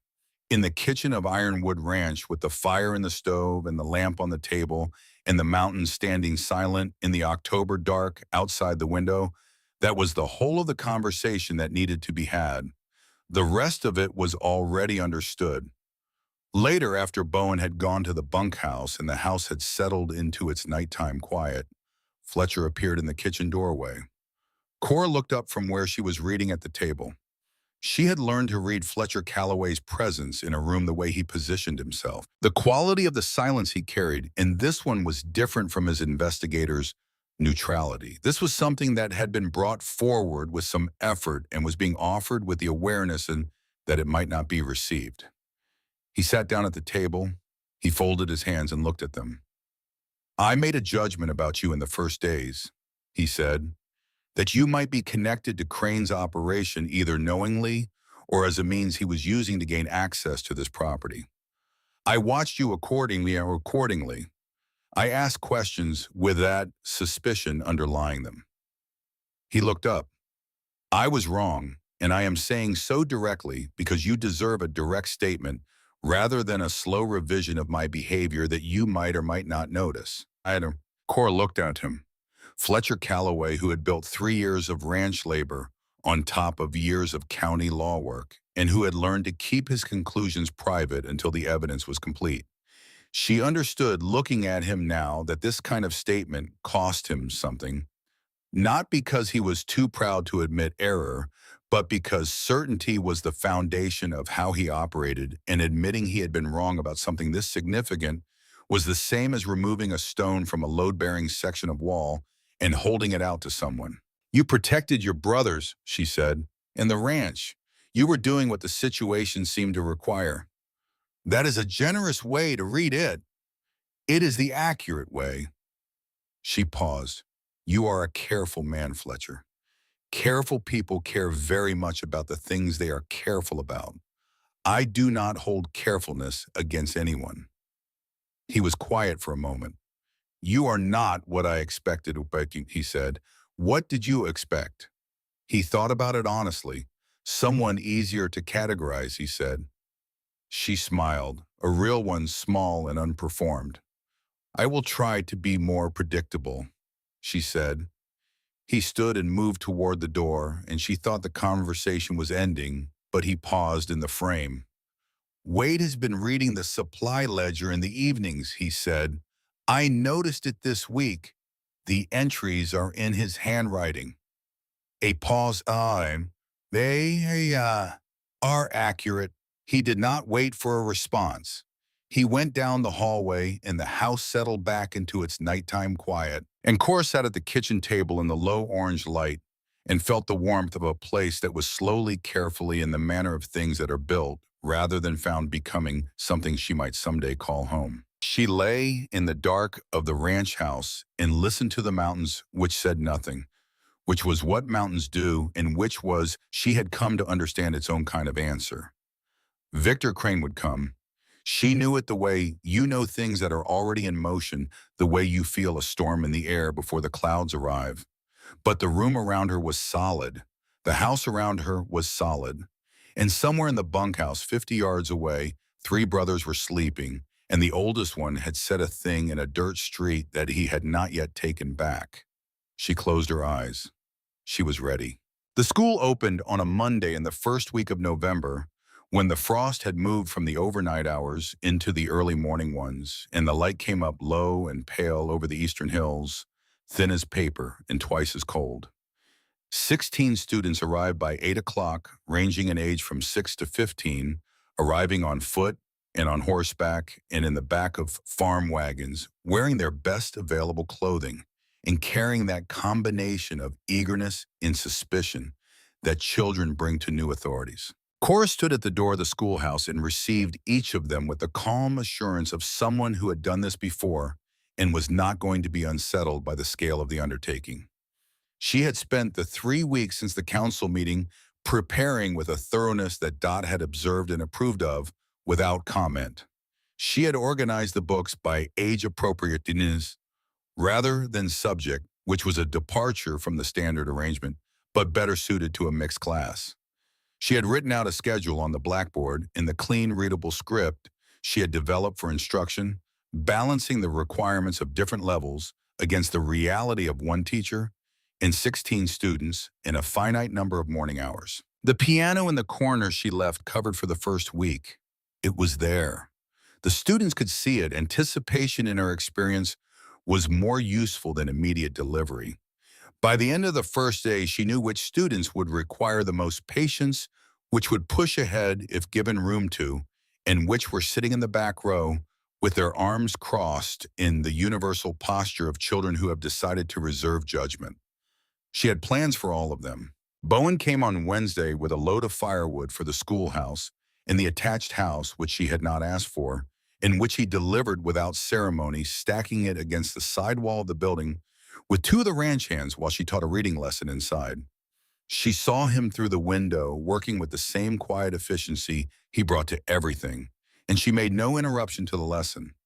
But at the end of the day, she found that someone had also left a covered pot of Dot's venison stew on her kitchen step, still warm, with a folded note that contained only 2 words in handwriting she recognized as Bowen's, large and careful, and not entirely comfortable on the page. The note said, "Winter coming." She stood in the doorway of her small kitchen and looked at the pot in the note and the mountains beyond the town, and felt something in the region of her chest that she had been trying not to name move quietly upward and settle somewhere more permanent. She went inside and ate supper alone in her kitchen, and then sat at the small table with her composition notebook and worked on the piece that still had no name. And it began to resolve in ways it had not resolved before, the sections that had been placeholder, finding their actual content, the architecture of it clarifying, as if the act of living in it daily was teaching her what it was supposed to be. She was becoming a part of this place, not because she had been absorbed into it, not because she had surrendered the self she had arrived with, but because she had planted something here and it had taken root. That is how belonging works when it is earned rather than assigned. Slowly, and without the specific moment you can point to afterward and say, That was when it changed, until one day you look up and the horizon feels like yours. Victor Crane arrived in Ridgeline on a Thursday. She did not know he had arrived until he was in the room. The afternoon session had just ended. The last of the students had collected their coats and their lunch pails and gone out through the main door, and Cora was at the blackboard erasing the day's arithmetic lesson, her back to the room, her mind already moving toward the composition waiting for her at the house next door. The door opened. She heard the quality of that footstep, and something in her body understood before her mind caught up the animal awareness that goes ahead of conscious thought when the body has previously been given cause to pay attention to certain sounds in certain contexts. She turned slowly, holding the eraser in one hand, and he was already inside the room. Victor Crane, in a suit that cost more than a month of her teaching salary, with his dark hair arranged and his expression arranged with equal care, and the smile that she had once mistaken for warmth because she had not yet learned what warmth actually looked like. "Eleanor," he said, "I have been looking everywhere for you." "My name is Corinna," she said, "and you know exactly where I have been." He moved into the room with the unhurried confidence of a man who has walked into many rooms and found most of them smaller than he expected. His eyes moved across the space, quickly cataloging exits and occupants, the professional scan of someone who assesses situations before he commits to them. "You are looking well," he said. "The mountain air agrees with you. What do you want, Mr. Crane?" He stopped moving and looked at her with the expression he wore when he shifted from the surface presentation to the layer below it, where the actual transactions happened. "There is still the matter of the property," he said. "Your uncle's land. I have a buyer prepared to move quickly and the terms are favorable. All that is required is your signature on a transfer deed." "The property is not for sale," she said. "Corinna." He took another step toward her. The smile had changed quality. "You do not understand the complexity of the situation. Unregistered land claims in this territory have a tendency to become complicated. There are parties involved who have made significant investments in the expectation of that land becoming available. And when that expectation is disappointed, the consequences can be difficult for the people who cause the disappointment." She looked at him steadily. The eraser was still in her hand. "Are you threatening me?"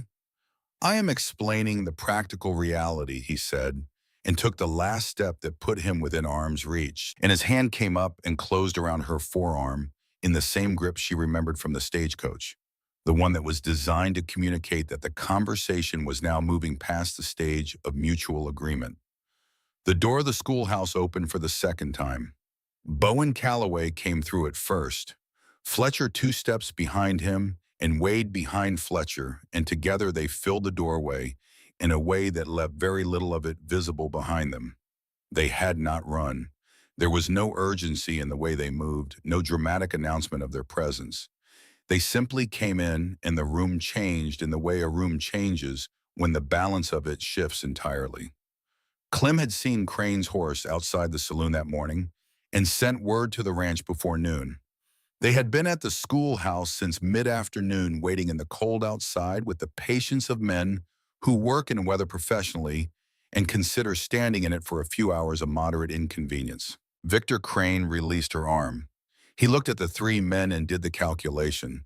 It took him less time than most people would need, which was a function of his considerable experience in situations where calculations needed to be made quickly, but the answer he arrived at was the same regardless of how fast he got there.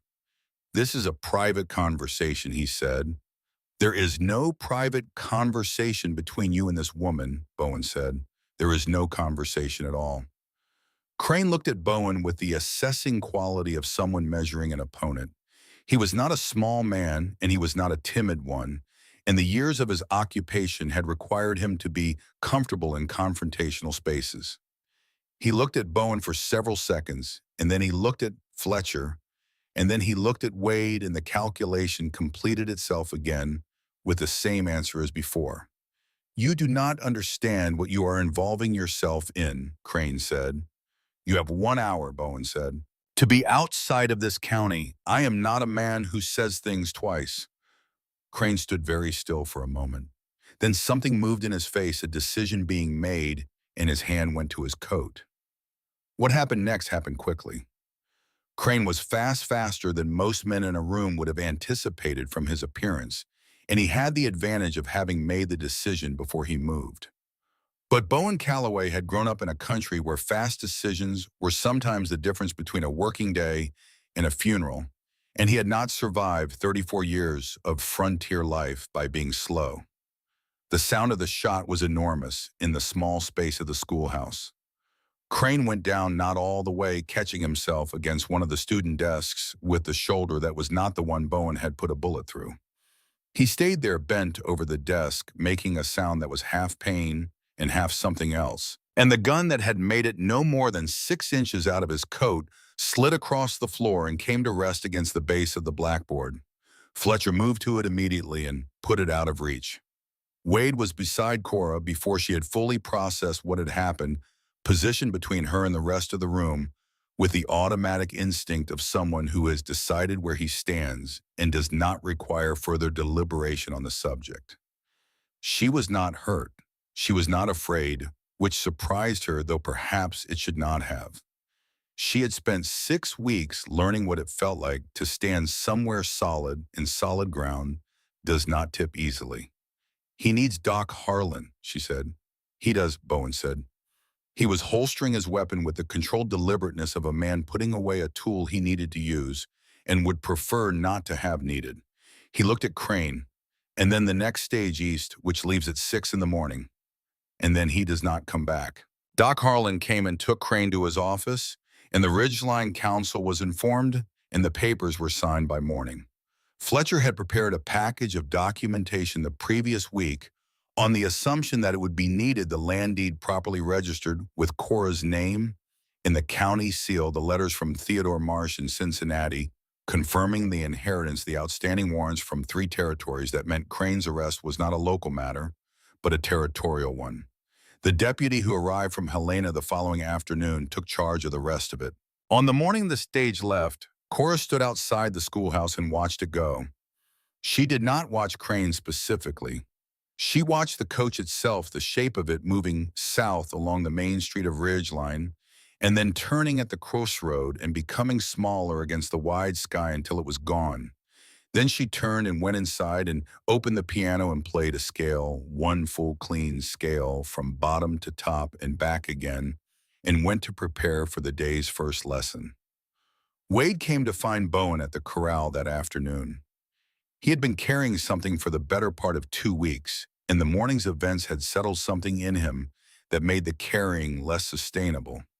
He leaned against the fence post beside his brother and looked at the cattle in the lower pasture and said without preamble, because the Calloway brothers did not use preamble with each other, "There is something I should have told you earlier." Bowen waited.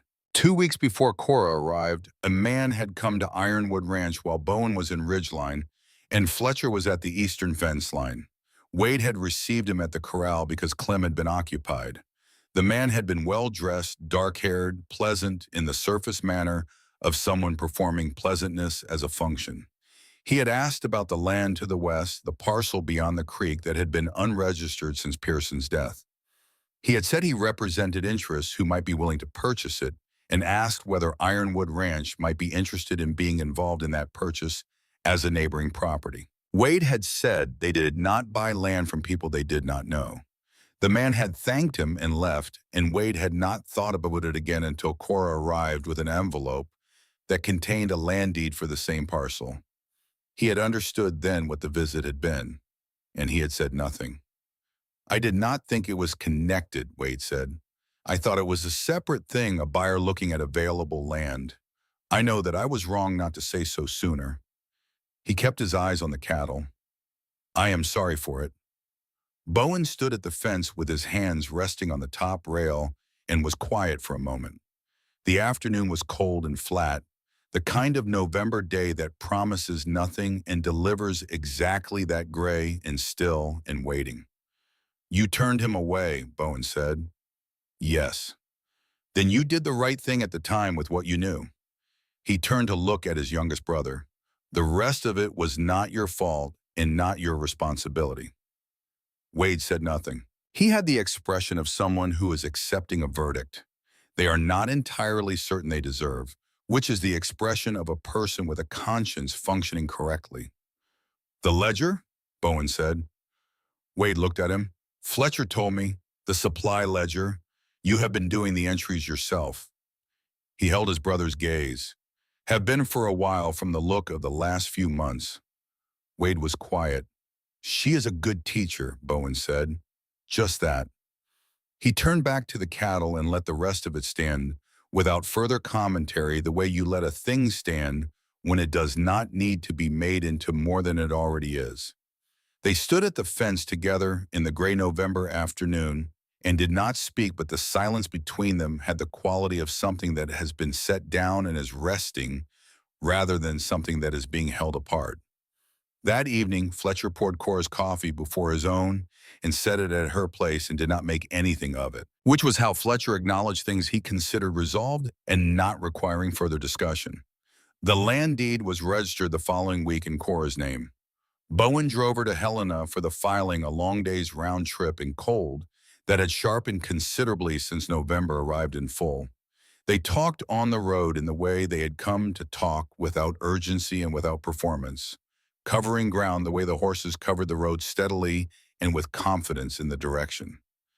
The question of what to do with the land came up outside the county recorder's office afterward, at standing in the cold, with the filed documents in Cora's bag and their breath clouding in the air between them. You could sell it, Bowen said. The value is real and it would give you a substantial independent stake. I know, she said. I am not going to sell it. He waited. The creek that runs through it feeds your upper pastures in the dry months, she said. If I sell it to the wrong party or to a party with different intentions, that water access becomes a negotiation at best and a problem at worst. Ironwood Ranch should not have that risk. She turned toward the wagon. I am going to register a shared water rights agreement with the county. The creek serves both properties. That is simply the logical arrangement. He stood for a moment in the cold outside the county recorder's office and looked at her. You did not have to do that, he said. I know that, she said. I did it because it was the right thing and because I wanted to mow. She climbed up onto the wagon bench and settled the bag in her lap and looked down at him. Are you going to stand in the cold, or are you going to drive us home? The corners of his mouth moved in the way they moved when he was choosing not to let the smile become complete. He climbed up beside her and gathered the reins. They drove home through the early dark of the Montana November, and the stars came out above the mountains the way they always did, steady and enormous and completely indifferent to everything below them, which is a quality that the people who live under them come to find reassuring rather than diminishing. It was December before Bowen asked, not for lack of knowing what he wanted to ask. He had known since sometime in October, which he would later understand was the morning she had made the coffee without being asked and set it at the far end of the table and said, I did it because I wanted to, with the plainness of someone who had spent too long doing things because they had to.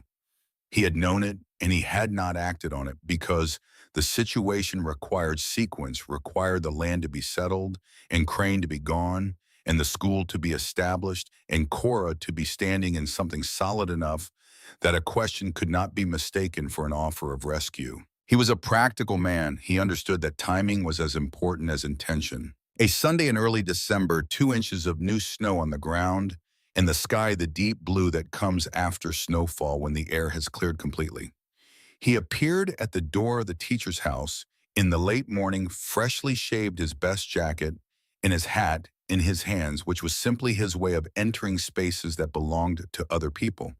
In his other hand was a small bunch of dried wildflowers, the last of the summer collection that Dot kept in a jar on the windowsill, offered now in full knowledge that dried flowers in December are not a romantic gesture, but an honest one. Cora looked at him in the doorway.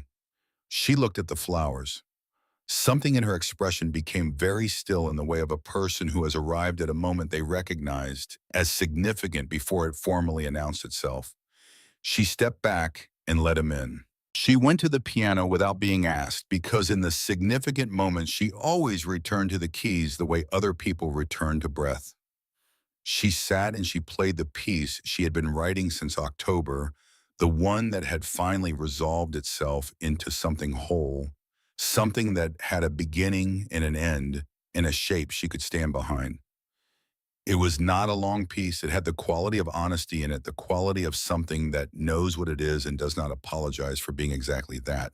When she finished, she turned on the bench and Bowen was standing beside the piano rather than across the room in the chair, which was different from every other time she had turned to find him listening. He was not wearing the controlled expression he used for practical matters. He was wearing the expression that lived underneath it, the one she had caught in glimpses at specific unguarded moments, which was the expression of a man who has more interior life than he ever puts into words, and is now attempting with considerable effort to put some of it into words. "I am not a man who speaks elegantly," he said. "I have tried to compose this several times, and it comes out sounding like a fence line report." She did not say anything. She waited for him the way he had waited for her, with the patience of someone who understands that the right things take the time they take. "I have been trying to find the right words for this since October," he said. "I have not found them. What I know is that this house was full before you arrived, and empty in a way I had stopped noticing. You showed me the difference." He met her eyes with a direct steadiness that was simply how he was, that she had come to understand was not bluntness, but a form of honesty he offered to very few people. "I would like to build something with you that is meant to last. Not an arrangement, not a contract. Something that we both choose every day because we want to." He took a ring from his jacket pocket. Silver work by a craftsman in Helena, with a small engraved line along the band that upon close examination resolved into a branch of pine, simple and exact, and carved by someone who had been given a specific idea and executed it without embellishment. "I asked a silversmith to make it 6 weeks ago," he said. "I was not certain I would use it, but I was certain enough to have it made." Cora looked at the ring in his large calloused hand. She thought about Cincinnati, the rented room, the borrowed pianos. She thought about the advertisement in the paper that had seemed like possibility in a season of very few possibilities. She thought about the stagecoach and the dust and the two arms that had lifted her from the ground before they knew her name. She thought about every morning since the quality of the light in this country, the weight of the silence in the house, the way Wade had looked the first time he read a full sentence correctly and had not needed anyone to tell him he had done it. She thought about the piece she had just played, which was finally finished, which had been about all of it from the beginning without her fully knowing it. She held out her hand. "Yes," she said, "with everything I have." He placed the ring on her finger with the same care he used for things that mattered and could not be redone if handled carelessly. He did not speak. Neither did she. The small house was very quiet around them, and outside the window, the December sky was a deep and perfect blue over the snow-covered mountains. And somewhere in the distance, barely audible through the glass, the sound of Ironwood Ranch going about its ordinary necessary work. They were married on the 24th of December in the small church at the center of Ridgeline, decorated for the season with pine boughs and candles and a choir of 7, 4 of whom were chorus students who sang with the earnest enthusiasm of children who have been practicing something for 2 weeks and are determined to perform it correctly. Dot Simmons sat in the front row in a dress she had pressed the previous evening with an iron she heated 4 times to get the collar right, and she did not cry, and anyone who said afterward that she had been crying was mistaken, and she would say so directly if the subject came up. Fletcher stood to Bowen's left. He had the expression he wore when he had accepted a situation fully and considered it well resolved. It was as close to happiness as Fletcher's face generally came in public, which was closer than most people ever saw. Wade stood to Bowen's right, and he was smiling, the real one, the one without the performance underneath it. He had written an entry in the Ironwood Ranch ledger that morning in his own hand, the first ledger entry he had ever made in his own hand for an occasion, rather than for a supply count. And it said December 24th, 1878. Bowen Calloway and Corinna Shaw married. Ironwood Ranch. He had read it back to himself twice slowly to make certain it was right. The vows were spoken in the presence of the town of Ridgeline and the mountains beyond it in the winter sky overhead, and what was said between them was simple and direct and meant in full. No one will touch you as long as I am standing here. That was the first promise, the one made in the dust of the street before either of them knew the other's name. The one that had been kept through everything, since not through protection exactly, though there had been that, but through the daily sustained decision to stand between this woman and the world's capacity for harm, which is a different thing and a more enduring one. He said it again at the altar, incorporated into the vows unrehearsed, the way he said things when he was saying them for real. And Cora said what she had said in the kitchen of the teacher's house, "And your heart is safe with me." Also unrehearsed, also for real. Afterward, Bowen carried her across the threshold of Ironwood Ranch into the main room, where Dot had left lamps burning and a fire in the grate, and a covered dish on the table that smelled of something warm and careful. He set her down in the room that was now theirs together, and the house settled around them with the quiet of a place that has been waiting. The door closed. Outside, the first snow of the season's second storm was beginning to come down in the windless, dark, soft, and even, covering the ground of the ranch in the silence that snow makes when it falls on something it intends to stay. Winter always ends. That is not comfort. That is just Montana. But some things that begin in winter last well past the thaw. Spring came the way it always comes in the Bitterroot foothills, without announcement and without apology, arriving first as a quality of light before it arrived as warmth. The sun climbing a degree higher each morning until the snowpack on the upper elevations began its slow southward journey toward the creek. The lower pastures greened within a week of the thaw, that urgent northern green that exists nowhere else and means something specific to people who have waited for it through 4 months of gray. Cora taught through March and into April. The school, now at 19 students with 2 new families, arrived from the east in anticipation of the railroad that everyone knew was coming. She had organized the curriculum into something that could sustain itself even as the student count grew, creating a structure that allowed the older students to assist with the younger ones in a manner that served both groups. The younger ones receiving more attention and the older ones internalizing what they knew by having to explain it. Wade was reading the supply ledger independently. He had moved from the primer to the ledger in February, which was a more practical document and therefore more directly useful to him, and the transition had taken approximately 2 weeks of evening work before he was doing it without assistance. He had not made an announcement of this. He had simply begun doing it, entering figures and descriptions in his own hand with a competence that was like most of Wade's competences, solid and undemonstrative. Fletcher noticed and said nothing publicly, and poured his brother's coffee first one morning, which was Fletcher's way of marking an occasion he considered worth marking without requiring it to become a ceremony. Bowen noticed and said one evening at the corral fence, "The ledger entries for March are better organized than the ones from last year," which was accurate and which was everything that needed to be said.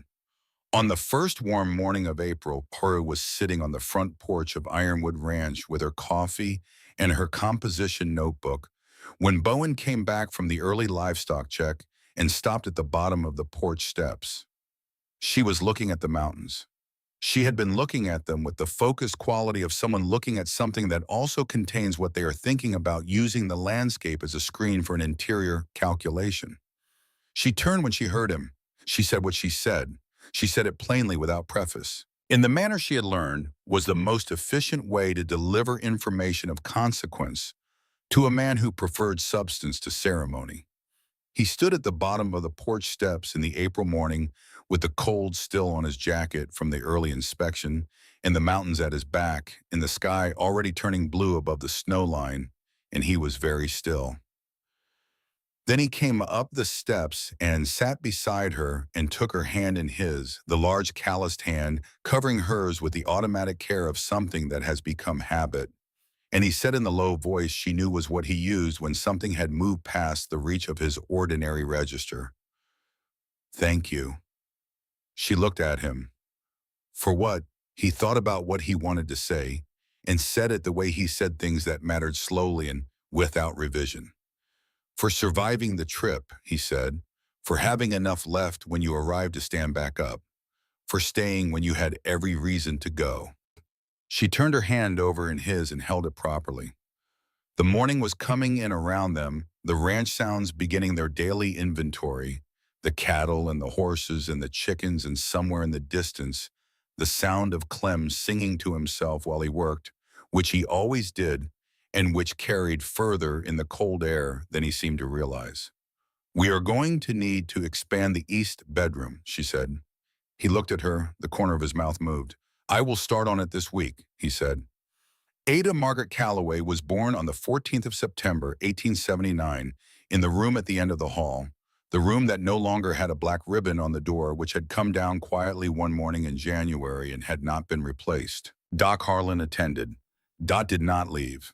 Fletcher and Wade sat on the front porch in the September night with coffee that went cold and got replaced and went cold again, and Clem, who had no official reason to be present, was found standing at the corner of the bunkhouse with his shoulders forward and his eyes on the lit window of the main house, which was the kind of thing that happens in places where people have worked together long enough that the significant events of the house become the significant events of everyone who belongs to it. Bowen stood in the hall. He had stood in a hospital hall before in Butte in 1873 with a different quality of waiting. He knew the difference between the two kinds of waiting now. He had known it from the moment Doc Harlan had said in the spring that things were progressing well and there was no reason to expect otherwise. He had believed it largely. He had also stood in the hall for 4 hours because certain forms of faith require the physical testimony of your presence. When the sound came, the first voice of a new person entering the world, thin, uncertain, and completely convinced of its own right to make noise, he let out a breath that he had been managing for a considerable portion of the evening. Dot opened the door. "Come in," she said. "Both of them are fine." He went in. The room was warm and smelled of lamp oil, in the close atmosphere of a room in which something enormous has just happened. Cora was against the pillows with the exhaustion of someone who has done the hardest work available and is resting in its direct aftermath. And in her arms was a person he had not met yet. Very small, very certain, with a remarkable amount of dark hair for someone who had been a concept rather than a person until 40 minutes ago. He crossed the room and sat beside her, and she turned so he could see the face, and what he felt was not something he had words for, which was fine, because it did not require words. It required presence, which was something he had always been able to provide. "Ada," he said, trying the name. She had chosen it. He had agreed to it in the manner of a man who understands that certain decisions belong to a particular person and require his support more than his input. The baby turned her face toward the sound of his voice, which was not recognition. It was too early for recognition, but it was something. Response, maybe. The beginning of the long process of learning that this specific voice was one of the ones that mattered. He looked up at Cora. "Thank you," he said again. The same two words. Wait. She was too tired to speak at length, but she was not too tired to look at him the way she looked at him when she was saying things she had decided did not require sound. He received what she was saying and held it the way you hold things that are too valuable for ordinary storage. He held his daughter until she slept, which was not long, and then he went out to the porch and told his brothers, and the night on Ironwood Ranch shifted in the way that nights shift when the count of people on a property has increased by 1. Fletcher said nothing for a long moment.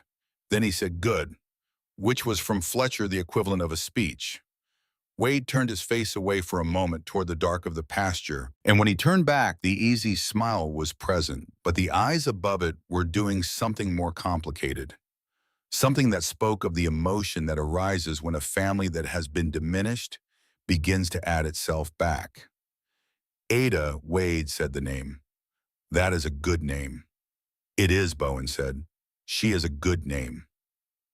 They sat on the porch of Ironwood Ranch in the September night, with the stars enormous overhead, and the sound of the cattle settled in the lower pasture, and the mountains present in the dark in the way they were always present, whether you could see them or not.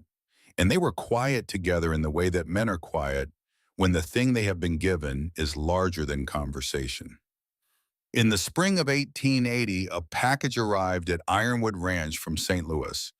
It was addressed to Corinna Shaw Calloway, and the return address was that of a small music publisher whose name Cora did not recognize. She opened it at the kitchen table on a Tuesday morning with Dot present and Ada in the corner in the pine cradle that Bowen had built over the winter with the same care he had given to every board of the house. And when she understood what she was looking at, she sat with it in her hands for a long moment without speaking.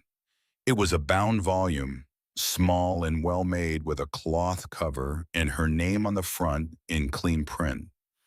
Inside were 8 compositions, her compositions transcribed from the sheets she had written in the nights and mornings of the past 2 years and printed now in proper notation on proper pages with the care of something that was meant to be kept rather than discarded.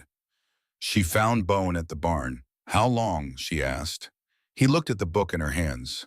"Since October," he said, "the month you arrived. I copied out what you had written in the evenings." Fletcher read my copies back to me to verify the notation was correct. He met her eyes. "I sent them to 3 publishers," one responded. She stood in the entrance of the barn with the book in her hands and the smell of horse and hay around her and the April light coming in at the angles it came in at this time of year.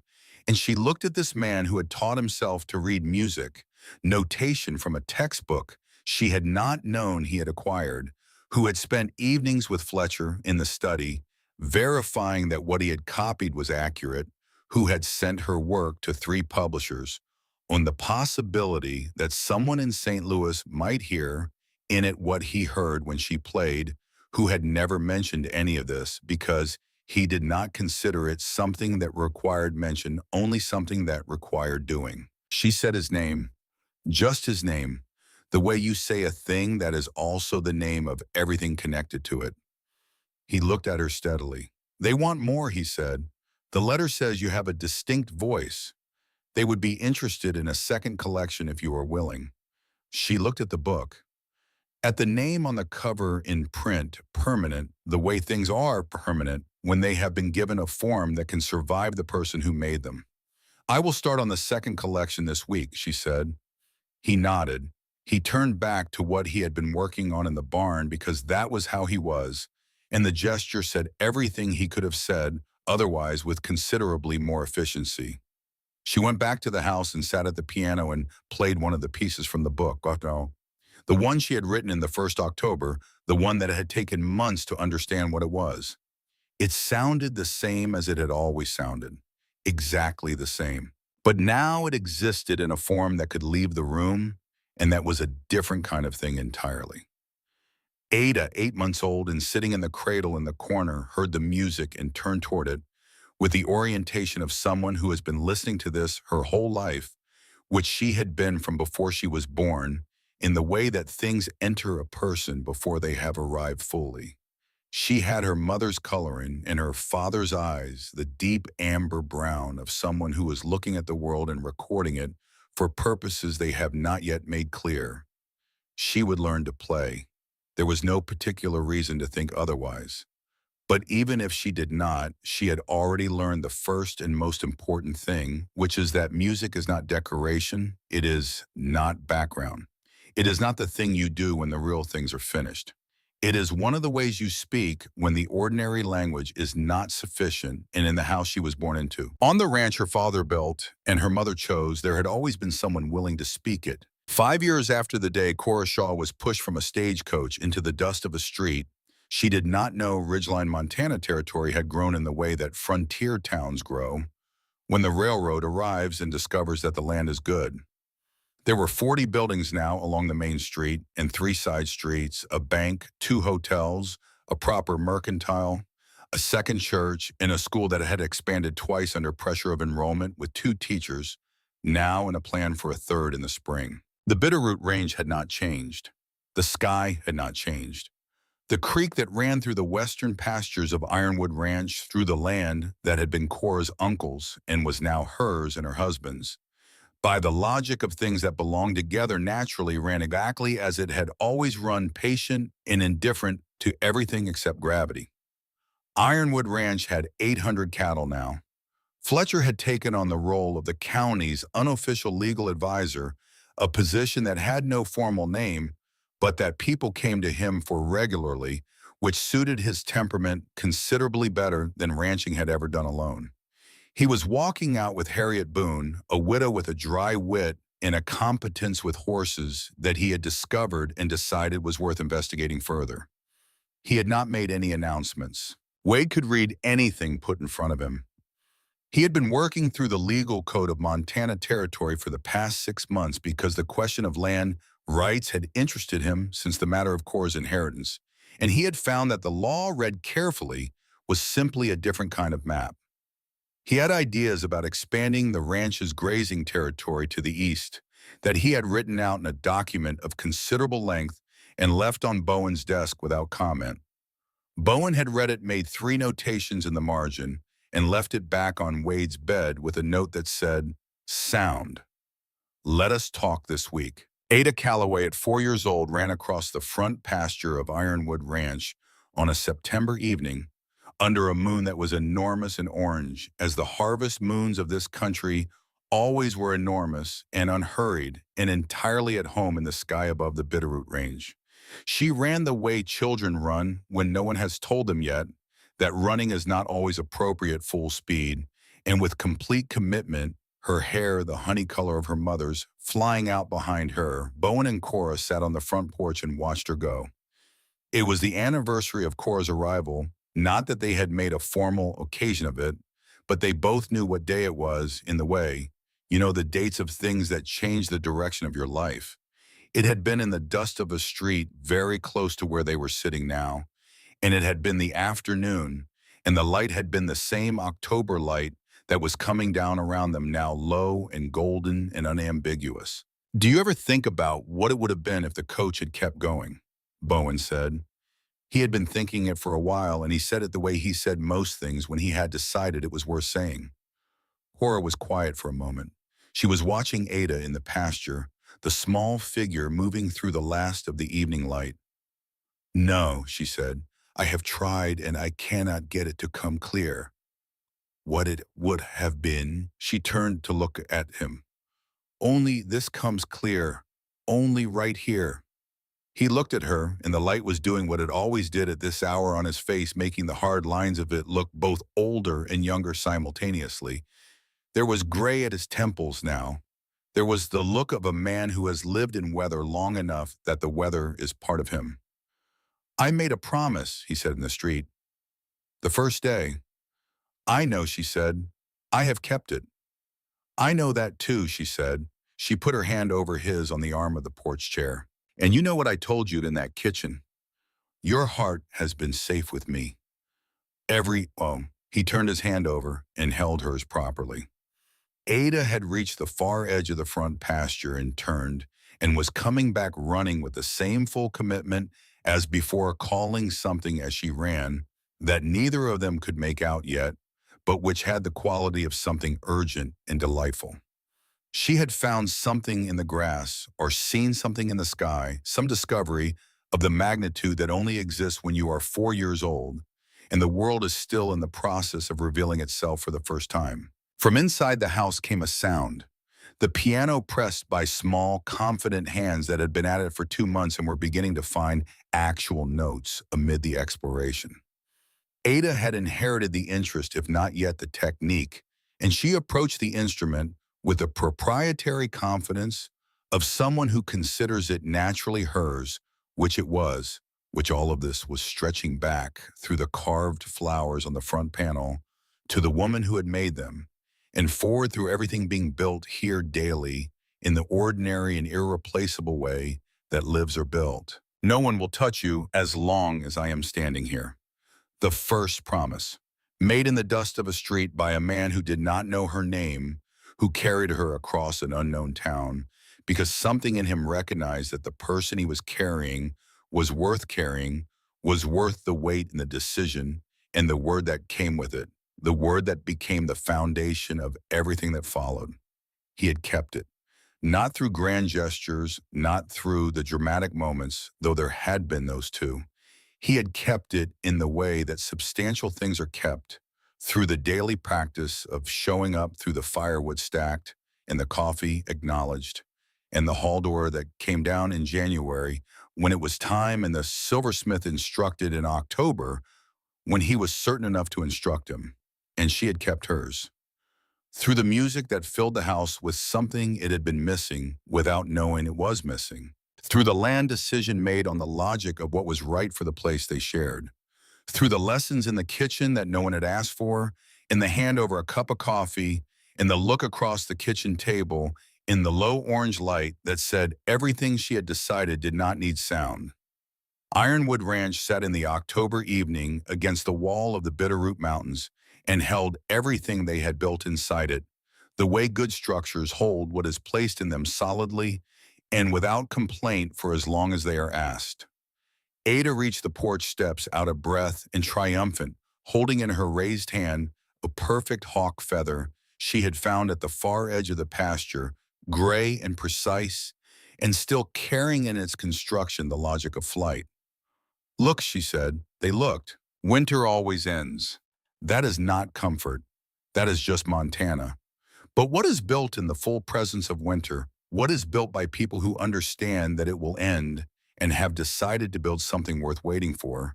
That is a different matter entirely. What is built by honest hands and honest country? What is built through the daily sustained decision to stand beside someone and mean it?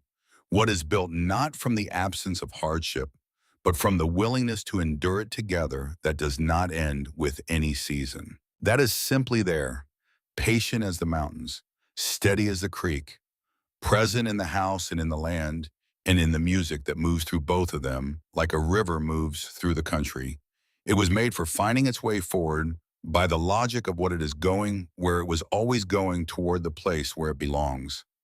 They sat on the porch of Ironwood Ranch under the harvest moon of 1883, the two of them and the child between them, and the brothers inside and the ranch beyond, and the mountains standing in the dark the way they had always stood and would continue to stand long after any of them were present to observe it.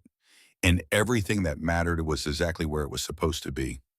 A man keeps his word, and the word kept long enough and well enough becomes the world you live in.